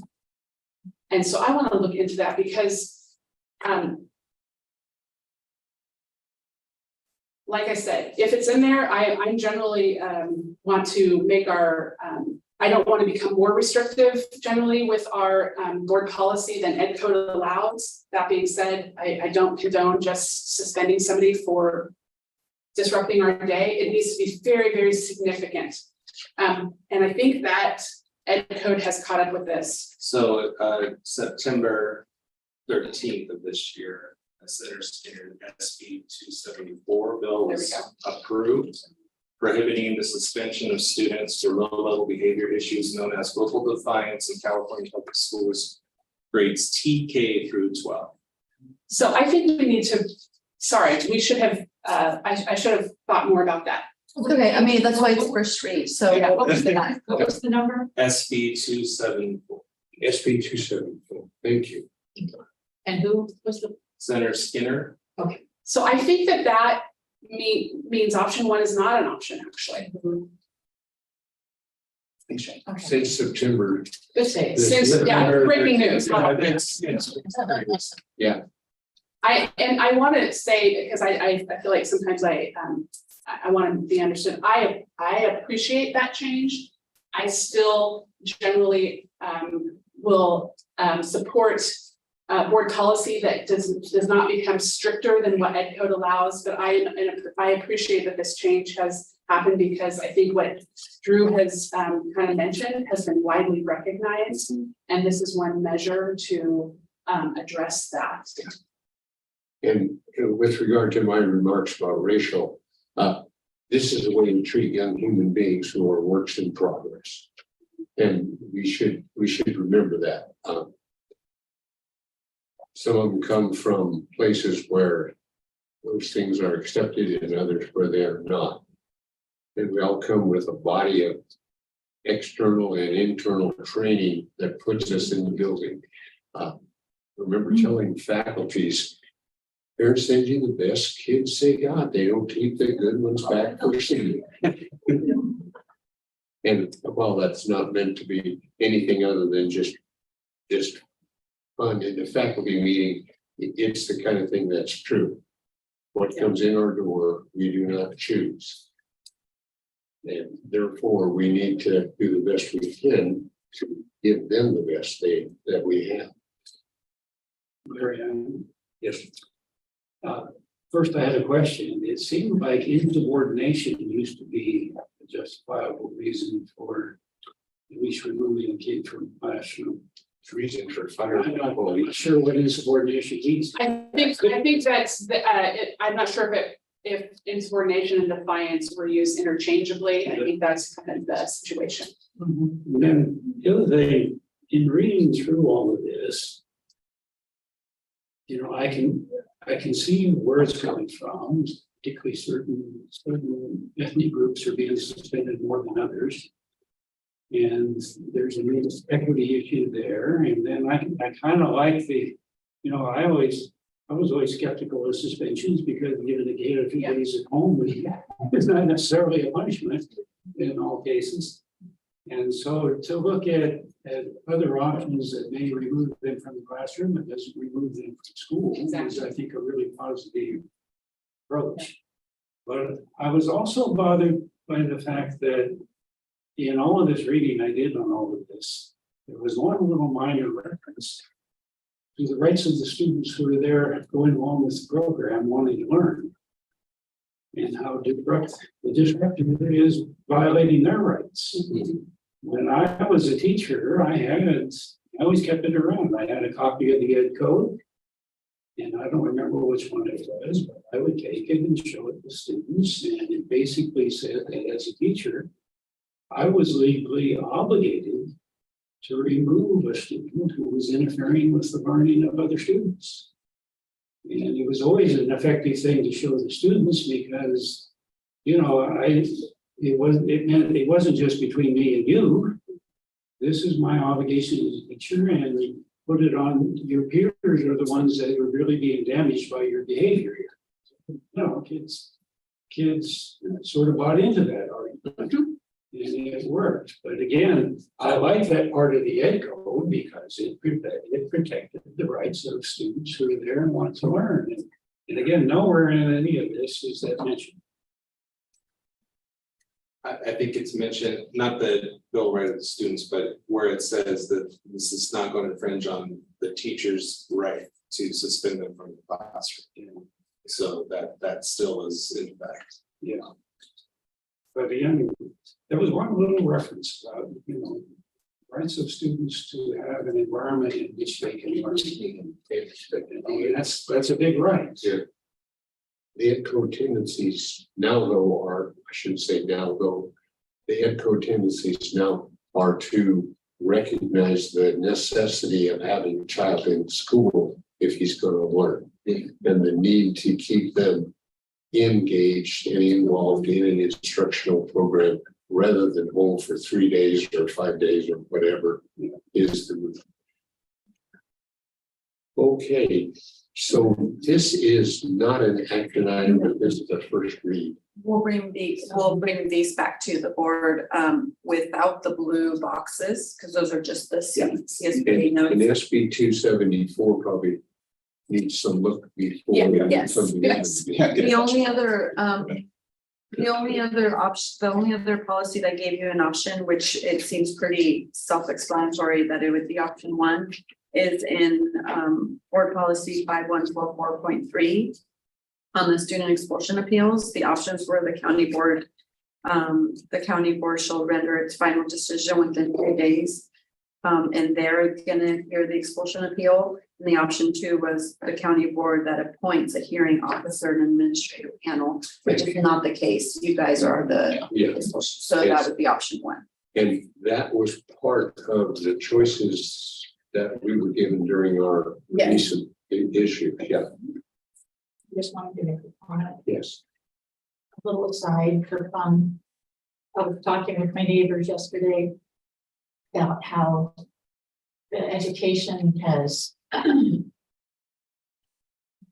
stayed up at the times, and I really appreciate that we're staying up at the times. I don't know if Charlene remembers, you're probably too young, Nicole, but I had to freeze from November through March. We were forced to wear dresses. And the neighbors and I, most of my neighbors are a little older, but in the 60s and early 70s, I've been on student council since 5th or 6th grade. I've been an advocate for wearing the proper clothes. We had to freeze. Even if you had a coat, your legs were bare. And if you were lucky enough to have tights, you didn't have, that many tights for the whole year. He's laughing. Girls had to wear dresses. They made us freeze. And then the dresses got measured. Their dresses had to be. And so it was such a blessing that we finally got to wear pants. And look at all of us now. It's about being Okay. up at the time. So I just wanted to say, as a woman, I'm very appreciative. Yes. Well, and I think the expulsion hearing process and the appeal process is one of the important functions of this board. So it's important to have that be updated. Just one other, I always think it's kind of good to look at other countries and their systems of education. It always stuck out in my mind. We always had an advisorship program, a certain number of students as our advisees, and we would meet with them at the start of the school year to work out their schedule. And I got Mr. Funk. He was a German immigrant to this country, and he must have done well because he owned a big house up on the bluff there looking down at the ocean. And I remember the first time I met with him, he was not happy about the orientation for 9th graders coming into the high school. He said, all they talked about was a discipline problem, and minor ones, like coming back from lunch tardy or cutting class or whatever. He said they didn't say anything about curriculum. And he said, you need to understand, in Germany, if a student did any of those things, they wouldn't be in that school. This was the school preparing them for college. They would go off to a trade school if they couldn't get there on. And the Germans do a good job. My wife's nephew speaks English better than many of our own citizens here. And again, it's a matter of setting standards for schools. His son Mark is now a lawyer up in the Seattle area. He did well. Okay, thank you. Is there anything further on 5.2? I think I see someone named Stephen Hum who's about ready to report. We'll move to 5.3, Learning Communities for School Success Program, LCSSP. and a 22-23 annual progress report. An interesting segue. Turn it over to Shane. Would you introduce our gentleman? Yes, of course. So Stephen Palm is, actually, I don't know, how many years have you been with MCLE? Since 2015. Since 2015. He is our school climate and culture specialist. And he is going to give us an update. So he's one of the team that is leading the LCSSP grant. It is the Learning Communities for School Success Program. And the major focus of this grant is attendance and helping to increase attendance in schools. So I guess my question is this the elevator speech? The, okay, Yeah. 30 seconds up. Well, yes, at heart, the LCSP funding was created because of decriminalization of certain drug possession. So then a requirement was that 25% of that saved revenue would be offered to schools. So it's provided through grants. The focus of your grant usually is, yes, increased graduation rate and reduced dropouts. And then taking a little bit more, reduce chronic absenteeism, which is more than 10% of your school year.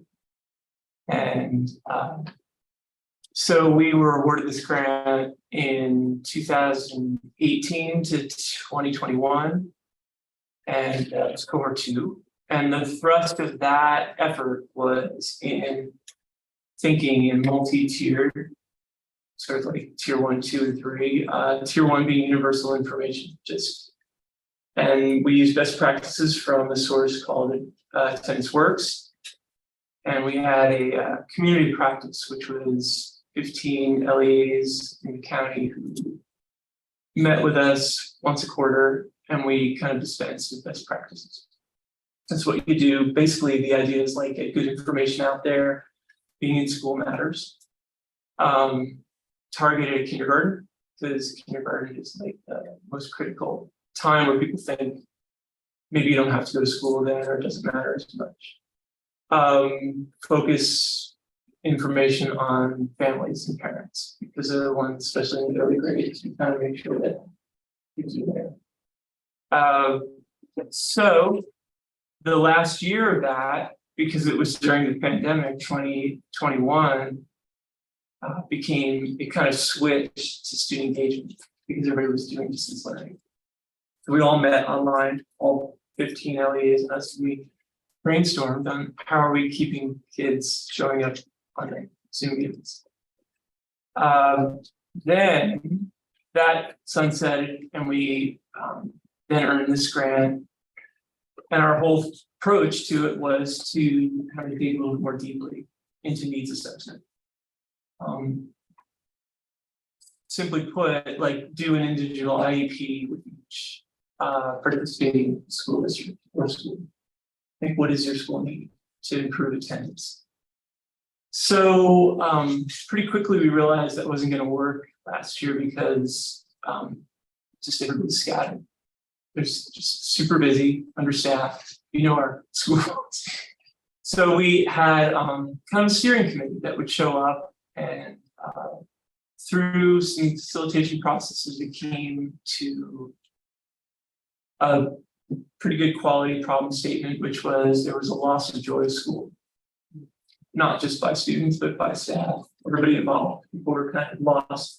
Ennui was mentioned, and so then it was, the focus became to target an academic engagement aspect, how to make learning fun, how to create fear of missing out, how to want to be at school. So from that came, and all of this was provided by these LEA principal directors, a couple superintendents. And we landed on one approach, which was, because many people mentioned, get kids out of the classroom, get them involved, get them doing things, experiencing things. So outdoor education kind of popped up as an idea.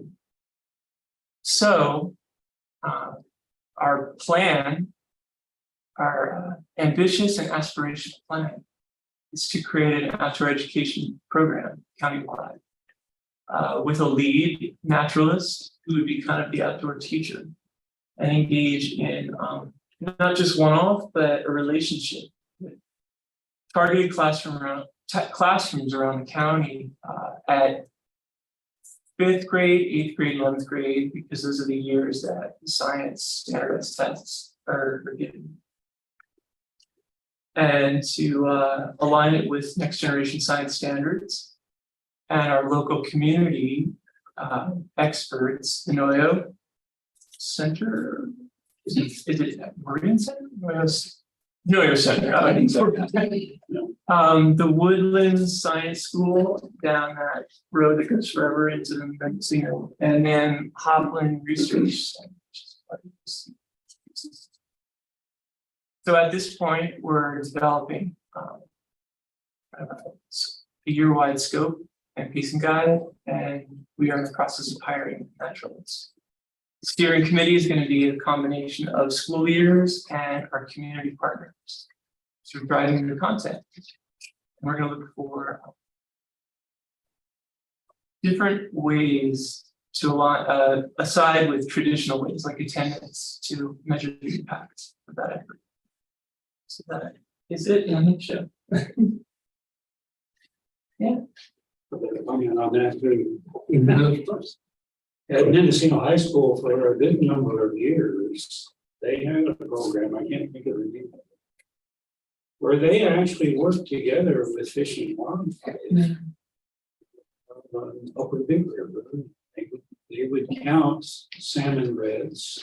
And go back daily in different ways, just working together with Fish and Wildlife. It was a great program. Yeah. Boats, they did all kinds of things with that. And one other thing I'd like to mention on the radio this morning, they're putting a lot more money into trying to bring the Eel River fish back. Right.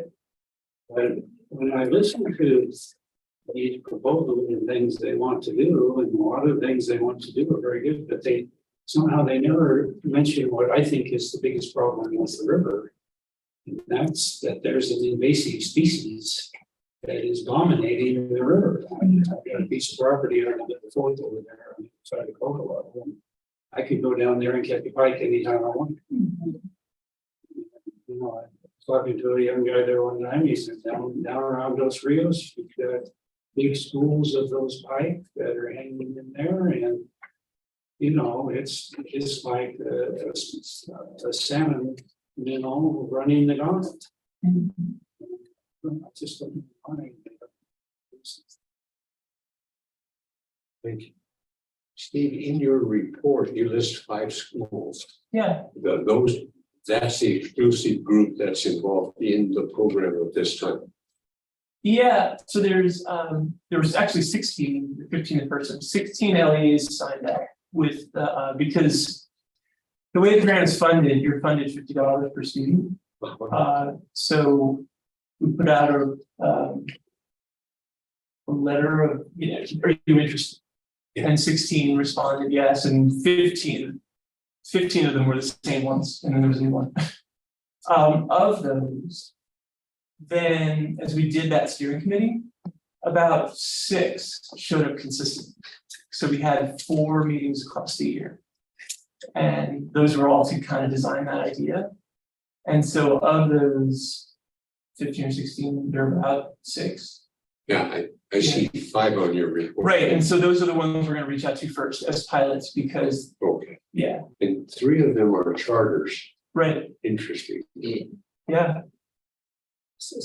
Yeah. Steve, you said you were looking to hire a naturalist?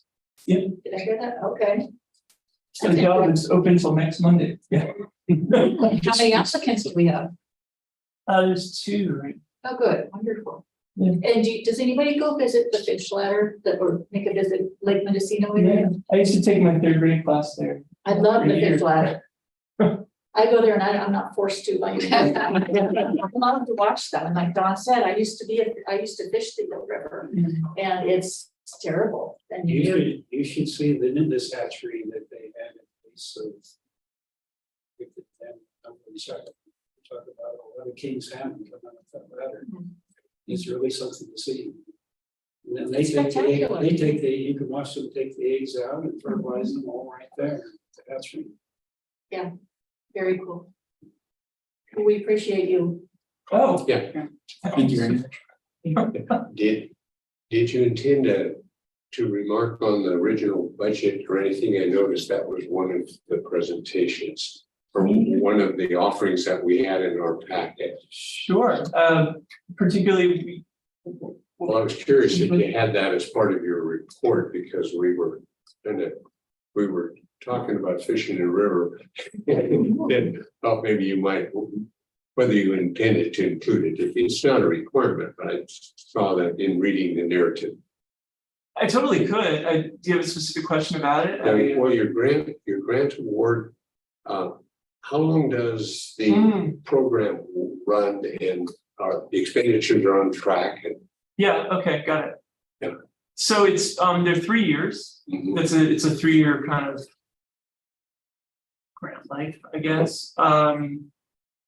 And last year, the way we had designed and written the grant, and I think one of the major reasons we were awarded it was because we really emphasized the needs assessment part, not just telling people what they need, but actually going to the community and listening. Yeah. And that took a while. That if you do it right, it takes time. And so we didn't end up spending a lot of money except, not really much at all last year. So we're looking into seeing if we can get an extension because the first go around, they actually let us extend into the 21-22 year, but that was a kind of pandemic thing. Yeah. Is that? Yeah. Okay. It's still around, but that was, we were spinning off and trying to get started again. Yeah, so we might still have 3 years, which would be great. And your naturalist, that's part of the current budget that you had. And then at the first parts of your report, you remarked, and I did not catch it all, about the foundation of the funding. It came from. Oh, yeah, I'm sorry to go too fast. Decriminalizing was Prop 47. And you can look it up on Z's website, but Sure. Decriminalizing drug possession. And so it reduced the demand on basically prisons and jails. Yes. And so that increase in funding, kind of 25% is required to be put toward this effort. I see. Okay, Yeah. so it germinated from a reduction in prison costs, et cetera, into a bill or a proposal that said 25% of that saving should go to improving activities in school. Yeah, and there's an element too of it. It's kind of a strange element where it asks about when you do reporting, it'll ask, what are the crime indicators, in local areas. But the funny thing about us is we're not one district, it's a whole county. So it's like crime indicators, okay. Yeah, so you get, and we had to select student focal groups that were kind of higher needs or kind of, so If you look at the statistics for crime in Mendocino County, they look very, very high. Right. But that's because those statistics are calculated for 100,000 people. Right, and looking through that on the sheriff's website, there's not a lot you can get on youth under 18. You can look at juvenile and you just see numbers. And it's kind of a hard argument to make. Have you, in this time, been able to gather comparative data about attendance, particularly within the 5 or 6 that have responded? But I don't know if you've been given access to those from the other LEAs that at least expressed an interest.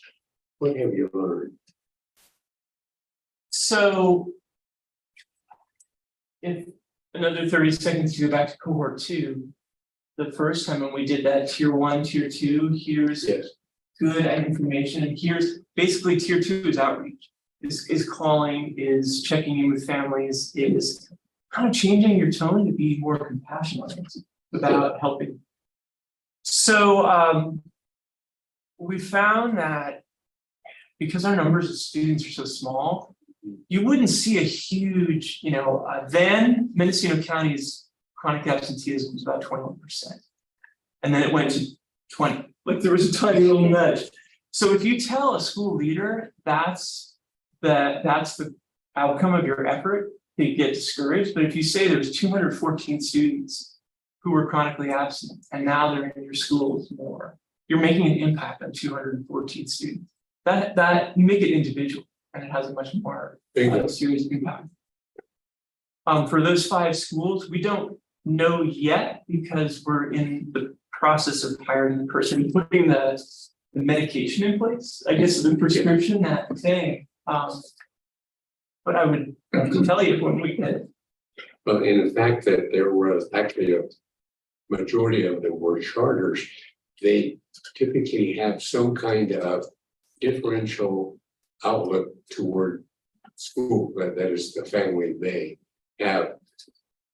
Whatever the reason that they chose to go to a charter school as opposed to the typical offered public school is to their own reasons. But that may or may not have an impact, or what is your view on that? On the Using a attendance? charter, going to a charter school? Yeah, charter school versus non-charter in terms of parent involvement, ability to reach out to kids. Do they come to school more? Do you get more parent cooperation or support? And it's That's my response. The fact that they're taking them out of public school, putting them in a charter school means the parents are more involved in their kids' education. And that's the key to the test, Actually, and this isn't fact written in book, it's my observation that it's actually the opposite. Charter schools struggle quite a bit. Yes. With attendance and struggle quite a bit with people who, again, my opinion that I've observed is people go to charter schools because they're finding they don't find belonging and acceptance and identity in a public school setting. So they're looking for that for kids there. But they bring the same life struggles to a charter school than they would to a public. Yeah. That was the reason for my question, was that there has been some decision by parent or reaction by their student that brought them from typical to charter. And whatever those are, that may impact their ability to learn, their attention, the contradictions that they have going on in their lives, and maybe their own feeling about school in general, about authority, all those things. Yeah. And those 5 schools that were mentioned, they were rock stars. They showed up to all of our steering committee. And it was almost like, we're going to offer the right of first refusal to the people who really contributed to the effort. Got it. But as Terry Alvis said, our CDE director, if you make a great product, kind of like Kevin Costner, people will come and feel the dreams. And I totally believe that it's going to happen. Got it. Thank you. Didn't mean to lead you. And as you spoke, I think, oh boy, I have one other question. I know what's going on. Yes, sir. At one point, this board actually wrote a letter to the district attorney asking him to enforce that law on, families that weren't getting their kids to school on a regular basis to put some legal pressure on them to get their kids to school. I can speak a little bit more. I had something in my report that's related to that. I just wondered if you explored that option at all, or has it worked in the past, or? It's no longer an option. It's not. From my understanding, the DA can no longer take punitive measures for parents in relation to student or to truancy. I can address that more. I have something in my report that I was going to talk to you guys about. Oh, thank you very much, because brought some things too. But thank you, I look forward to that, because I'd like to see the code on that. Okay, is there any other question, Yeah. inquiry? Great job. I love how you talked about joy and that being to bring them in. That wasn't our idea, it was theirs. Yeah. Yeah, and less of a punitive method, but more, how can you get them into the classroom? Sounds really good. No, that's where innovative thinking is going about this. Thank you very much. Thank you. Thank you, Steve. Interestingly enough, Dr. Maya Stewart is also part of that team. Yeah. Okay, we are going to 6.1, which is our monthly MCOE school programs enrollment update. And there may or may not be comments, but there was a ceremony that I'm sure some of you are going to report on in the adult program. And then unless there's remarks, we'll move to 6.2. And that's it. And Ed Services report from Shane. I'm sorry, did you? No, go ahead. Oh, yeah, I have. Please. We went to the adult education graduation, and it was great. Really encouraging. Thank you for doing that. So, Drew had indicated to me he was going to. Yeah. I'll talk about that in our report. In the report. Shane, could you go forward with your with your Ed Services report? Yes. Thank you. So again, we don't want to go line by line and read through this. But I do want to give some time. I know that last month we were pressed with time as well with the situation. So I did want to give some time to anybody that would like to have anything clarified or have any questions about a couple of things I wanted to highlight was the graduation, but it sounds like we're going to get some more reports on that. And it came from the medical Christine Dental Phlebotomy class. I also wanted to just really highlight Kristen Mills and the work that her team is doing. I think a lot of times there's a lot of things that we in the K-12 setting of education know a lot about and have experience with. There's a lot of things I'm learning about the early learning care that is different than the K-12 setting. And so I just want to really shout her and her team out for the work that they're doing. There are so many different requirements for preschools. And she showed me the list of what they have to go through. And it's like, could you imagine being a principal of a school and having to do this type of documentation? This type, like, oh yeah, we think we do a lot. Those preschools have to document a lot of this. So I want to shout them out, and then just remind everybody mock trial season is upon us. December 9th will be the December. Yeah. So it's coming up. And this year's we have new schools this year coming into play, which is great. And we have a number of middle schools that are going to be joining us for the scrimmage so that they can be involved and get started. So it's actually starting to grow, and it's going to be a real robust program. I really feel that's on its way. Thank you. The vitality of the legal profession, if you will, attorneys that want to take their time to do that, to help advise, it's got to be great. Exactly. Comments on 6.2? We'll go to 6.3, and this was a chance for Penny to tell us about business. Yes, and you had a chance to look at the report, I'm sure. Sure. I have to say, I've really enjoyed working with the employees who have these leadership roles, directors and managers on the operational side. There's real quality folks here, and it's been a real joy. On the external side, they've just finished working, accepting, and now they're reviewing the unaudited actuals for all the districts. And internal, is working on closing the county offices budget books for the year. They have a 1 month later deadline to the California Department of Ed. And they also have the joy of closing the SELPA books. And I'm one of those that loves all of the special ed spreadsheets. And it just did my heart good at the superintendent's SELPA council to see that again, because it's been a while since I've been here. And a shout out, Suzanne Steely, Debbie Connors, working on it as well. We always like to have backups for all of these important roles. I wanted to comment, maintenance and operations, they were on board with the PG&E volunteers, because sometimes we get volunteers that might not necessarily know what is particular to how we do certain things. And so the manager there was on board with that.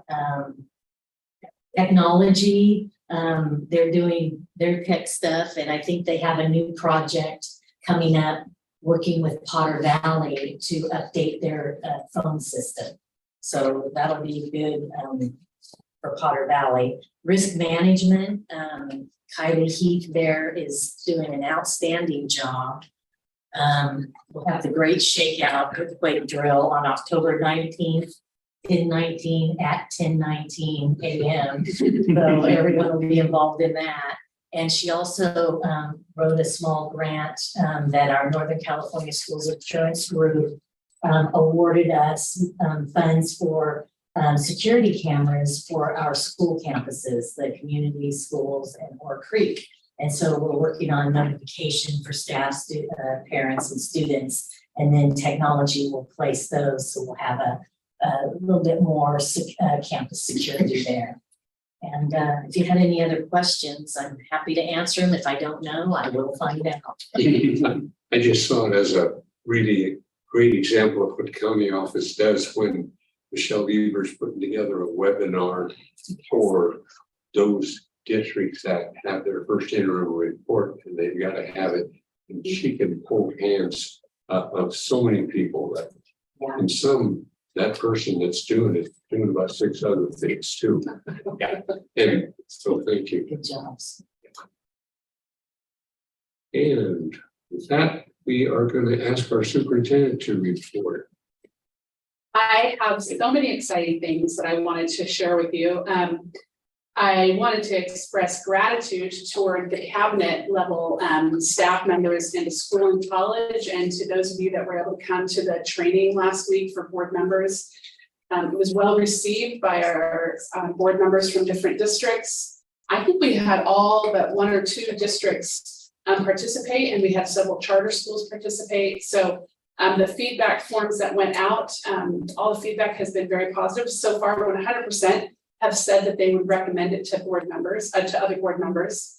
And they would like further training in the future. So we want to do at least 1 more this year, maybe 2, and looking at those feedback forms for topics. So people have some good ideas.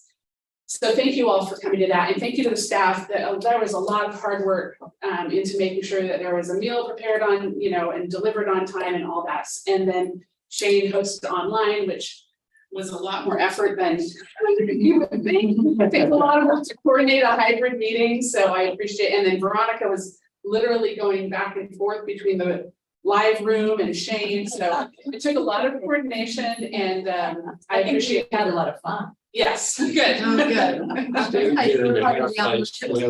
background. We lost you for a little bit. Like an alien, I'd go to the side and I couldn't even, I'd go, oh, Yeah. my cat would come in. We had, it was a good turnout, over 50 people. I think it was actually closer to 60 people that participated overall. Yeah. So that is a really good turnout.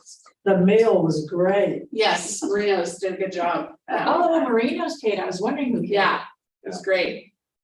And then I also want to share with you that this last Monday, a week ago Monday, several of us went to Humboldt County Office of Education for a Region 1 job alike convening. So Region 1 includes Lake, Mendocino, Sonoma, Del Norte, and Humboldt counties.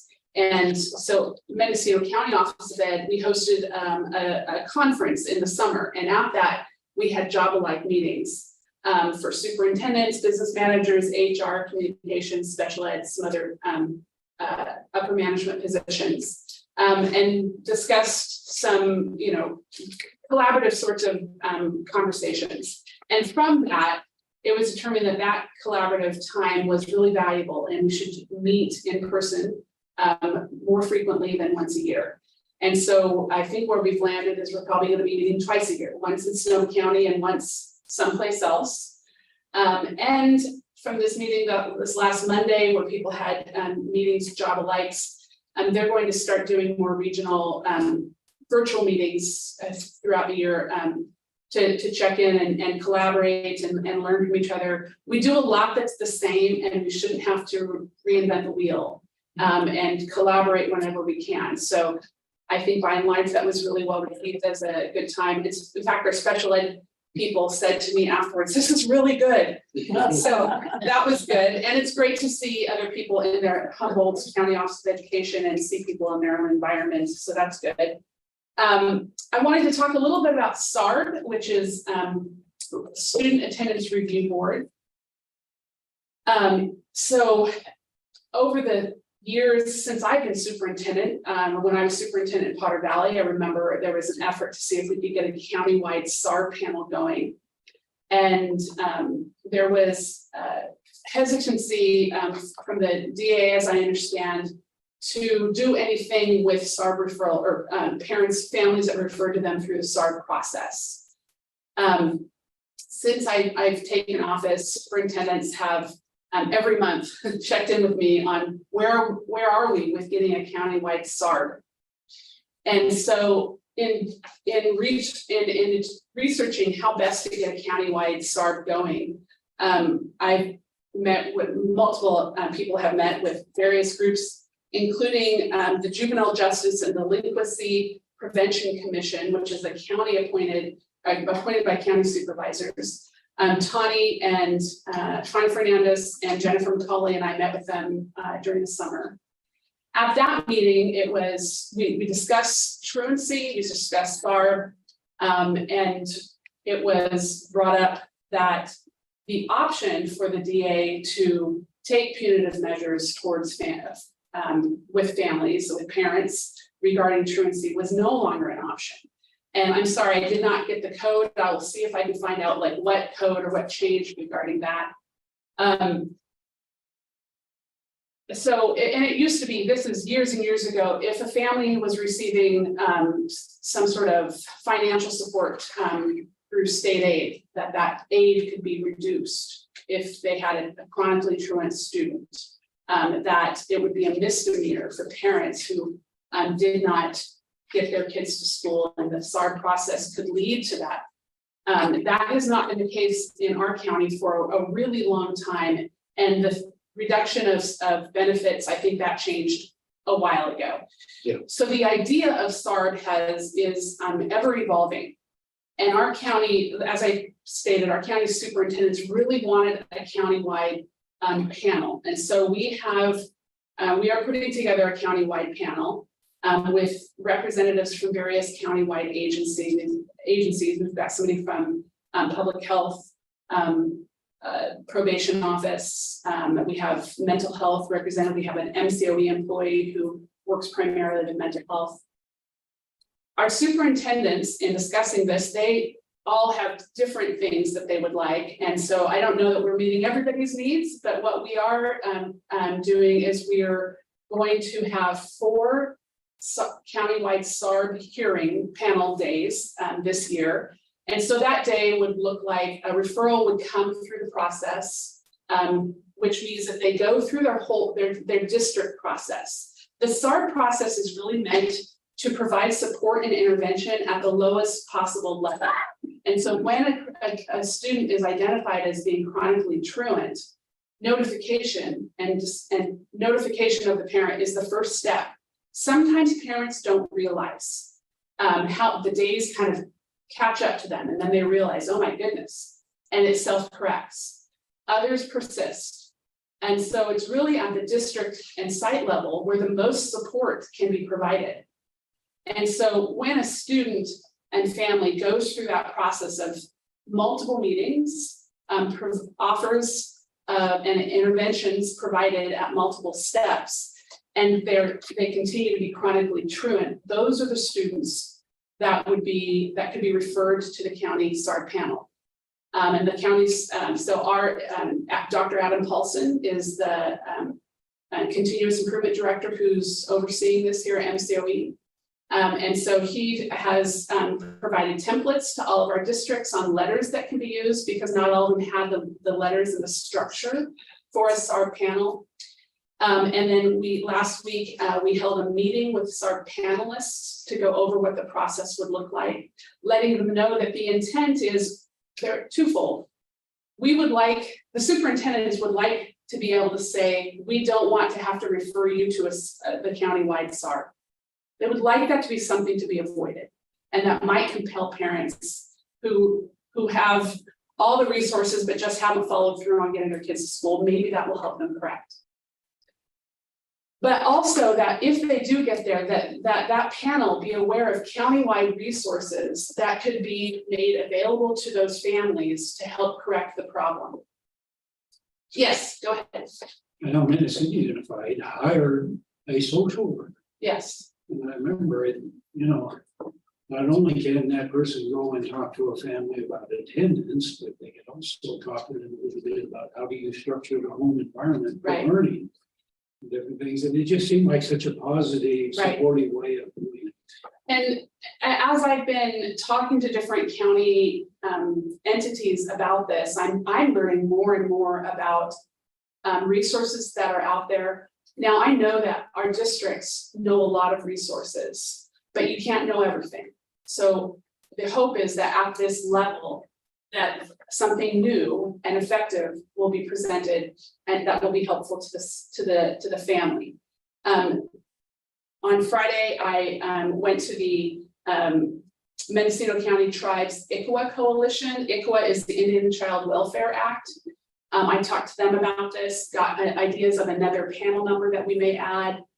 They are very interested in correcting truancy issues. I've also met, this is going to be on the agenda for the Policy Council on Children and Youth. And then we'll be touching bases again with the Juvenile Justice and Delinquency Justice Prevention. We have a lot of people that are concerned about attendance, and our county office has, I think, the appropriate role and opportunity to be a bit of a clearinghouse for this work. And so there's some multiple moving parts. There's a little bit of the building the plane as we're flying it situation going on. But the superintendents were pleased to see that we're getting something going, and that we will refine it as we go, but we can't wait. Our kids need our attention on this matter now. And so we're going to be offering 2 inland and 2 coastal hearing dates. That is not to say that you have to be inland or coastal to attend. If a student's family receives a SARB and they live in Covelo, they may not want to drive to either location. And then our recommendation is that the site provide a remote meeting place with the administrator, and that the administrator and the family attend together but remotely. So we've got some work to do on this, but that is part of my report, and I have a few more things. But before I move on to those other things, do you have any questions about this? Just another comment. I mean, in Germany, if you don't get your kid to school, you can be fined heavily. Yeah. The biggest sin is taking them on vacation. First of all, thank you.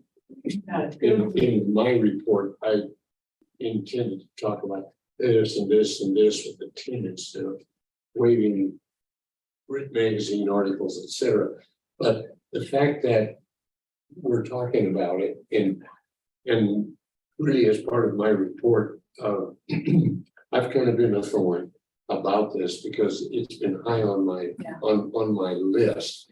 And what I think would be really helpful is if everybody involved had as clearly as possible data to understand are we way down in the dregs, or are we doing about as well as could be expected in a broad, non-accusatory way? And that's something that it's hard to come by. I think we even remarked the other day about some of those reports, you know, of those aren't necessarily in order, but go to 2018, 2019, and that's when, of course, the bricks started falling out of the wall. And earlier than that, we had pretty solid data. How does the community of Mendocino feel about having their kids educated? And every once in a while, somebody might observe or say, you know, Mendocino, that's just a wild place that people can go to school or anything. And that's not true. But it is a diverse population and some of it is remote. Yeah. So, yeah, thank you for putting together. You answered a whole bunch of questions. Oh, good. Yeah. That's all, that's good, yes. And this is probably the problem we've been hearing about continually forever in different things that tribe. This is really hopeful. Thank you. I'm hopeful.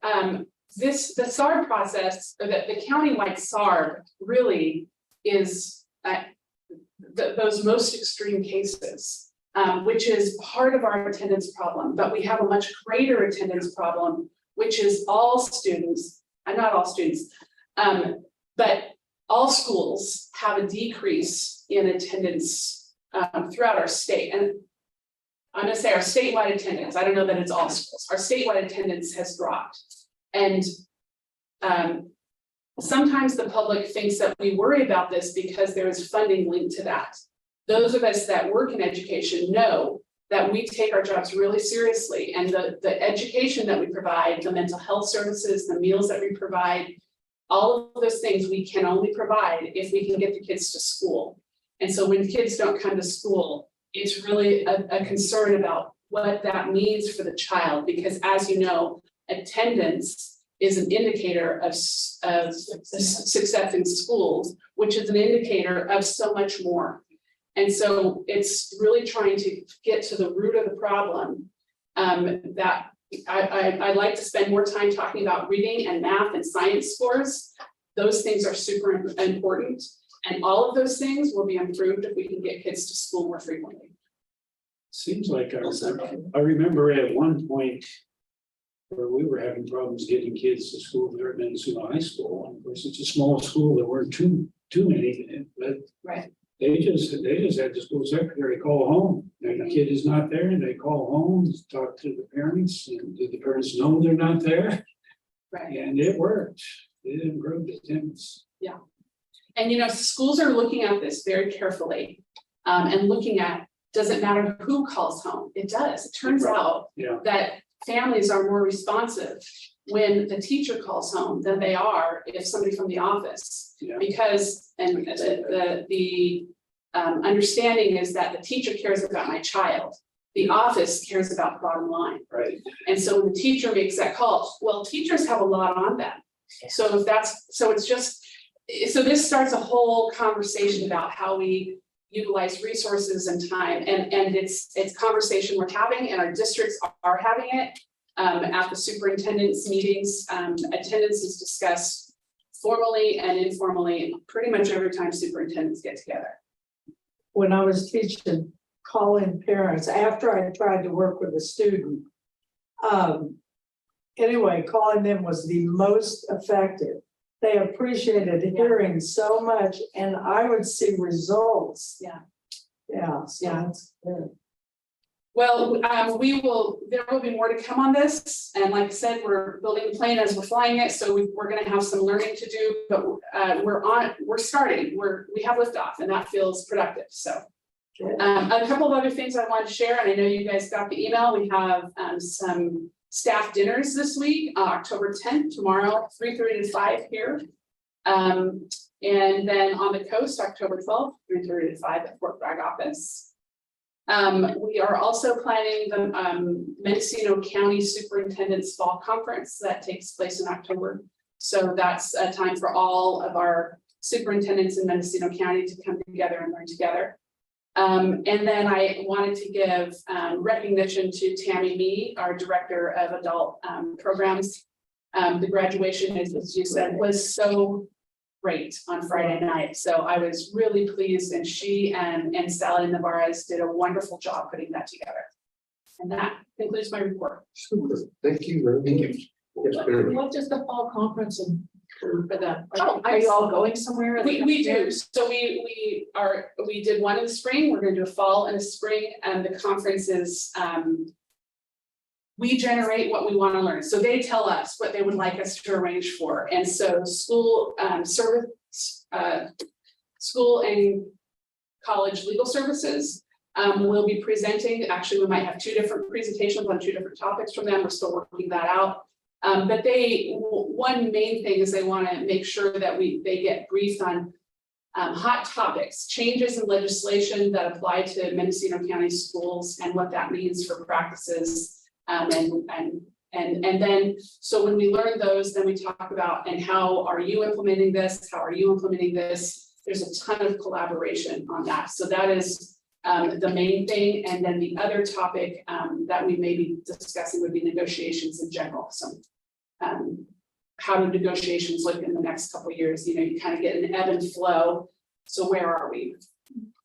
Where is it an overnight? We do. This one is in Benbow. And so it's really hard to get the superintendent's undivided attention unless we get them out. And so this, yep. So this one, and there's terrible cell reception. It is. So it makes for a much more productive meeting. Great. MCO, we have two conferences, and this one is, the fall one will be fully funded by MCOE. And in the spring, it'll be a shared cost between MCOE and the districts. There's just no replacement for getting together with people who are doing the same job. Can't tell you how much I learned from Chuck Pricey at Fort Bragg High School. Right. When arena teachers, somehow we just used to get together once in a while. Yeah, Math teachers shared what they were doing. it's really invaluable.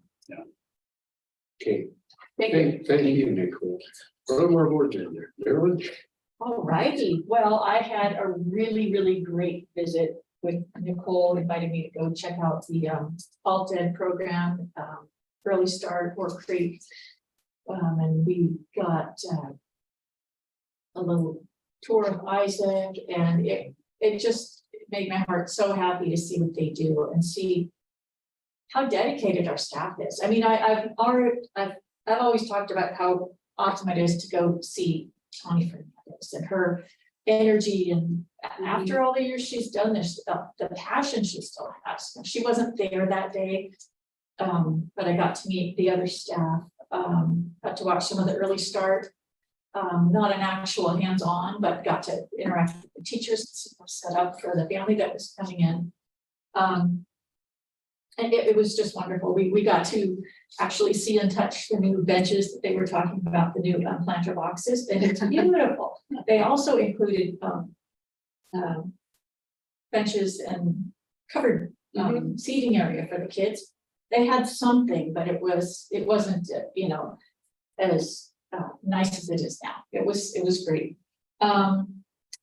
Also, what else? Oh, I was sad that we changed the date at the last.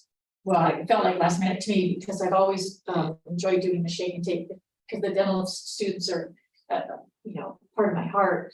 And but I was unable to attend, and it made me feel good that other people got to attend, because it's usually just been me, one board member. So I appreciate you all, whoever else went, to welcome these aspiring students into our lovely county. It's an invaluable program. Yeah. And I also learned, I didn't realize the dental assisting students were taught at the Or Creek School as well. Yeah. Yeah, they have all the that's there where their little building. So. And that's about it. That's what I'm excited about. Okay, Don. Mendocino High School has rebuilt their high school, and going back through my history, when I first started there, the kitchen and the cafeteria were up on the hill, and when I would show up for work, you could smell that homemade bread making down there. And then at one point, when they renovated the school, they moved the cafeteria down under the gym. A big room with no windows. Remember Michael Minkus, his mother was a teacher in Elk, and he was our student body president. He referred to it as the sensory deprivation. And they have now moved it back up on the hill, and you know, people come from all over the country to sit down and eat and have that ocean view. Down across the hill. So I was really pleased by that. And it's a beautiful school. Thank you. Yeah, I attended the graduation, Shirley, Nicole, Shane, you there too. It's very fun, seeing their beautiful ceremony in the central theater. You know, it's very fancy. It's got all the seats that rise up there and shake all the hands. Doused my hand in hand sanitizer afterwards. Don't think I've ever shaken so many hands in one go before. It's very fun to see. Thank you, Shirley. Yes, it was really fun going to that graduation. And just, well, and seeing all the families fill the auditorium. I mean, there were a lot of families there. And just, yeah, seeing you guys was really great too. What else? Oh, and just walking across the grounds at the college was fun because we parked, we didn't know exactly where it was at first. So we just parked when we first got in, and it was great just walking around. You just get a good feel. Great. I loved it. And also the dinner for all the board members. That was really fun. So thanks. Okay, thank you. Bunch of things. Nicole and I each attended the roadshow that CSBA had in Lake County. That was just last week. Tuesday, yeah. And Or Wednesday. if you know where the county office is in Lake County, you're smarter than me. Before the other evening, so I'm coming in on time, looking around, driving up and down the street. It's supposed to be right there, and so I went to the kid at the gas station and I said, "Where's county office?" By that time it was 6:10, and so you don't need to know this, but it was embarrassing. Park. He said it was right across the street over there. I still didn't see a sign that said it, so I went to the front door, it was locked. And sign said, "Come around back." So I did. I found my way around back, which is the way everybody goes in there anyway, because that's where you park. Anyway, about 6:15, I stumbled my sorry self in there and signed in at the bottom of the list. But in all fairness, CSBA and their services, some of and membership by districts within the state is really important. And I think they're making an effort to come around and it's called a roadshow, and it really is. They're marketing some of their particular product, and they really are. And of course, encouraging and we saw the level of expertise and the skills when we had a CSB person here. That was good, and it was fun to see them. Kind of wish I could have been a part of the introductions and so forth, but that was important. And the other thing, I really enjoyed the way that School College of Legal Services presented the case of, do you violate the Brown Act or not? Instead of being the chunk with the rules, they had somebody named Newbie who was majoring in stupid and minoring in ignorance, and away it went. And many of you were able to be there, but I really appreciated that. Then another thing I really never did mention, I appreciated Nicole taking me out to see the almost finished playground at State Preschool. And it was a pleasure to see where that is going.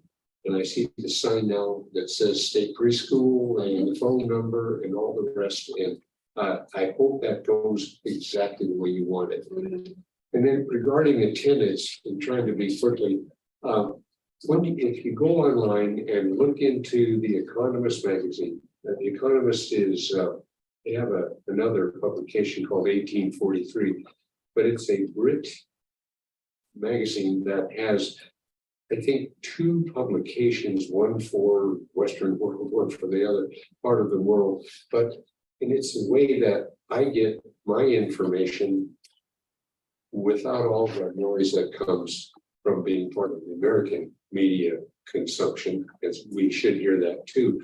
But if you take a look at August 24th, I was going to make copies, and I should have, and I could perhaps get them to you, but if you go to August 24th, they talk about post-COVID American children, and this is from a worldwide publication, are still missing far too much school.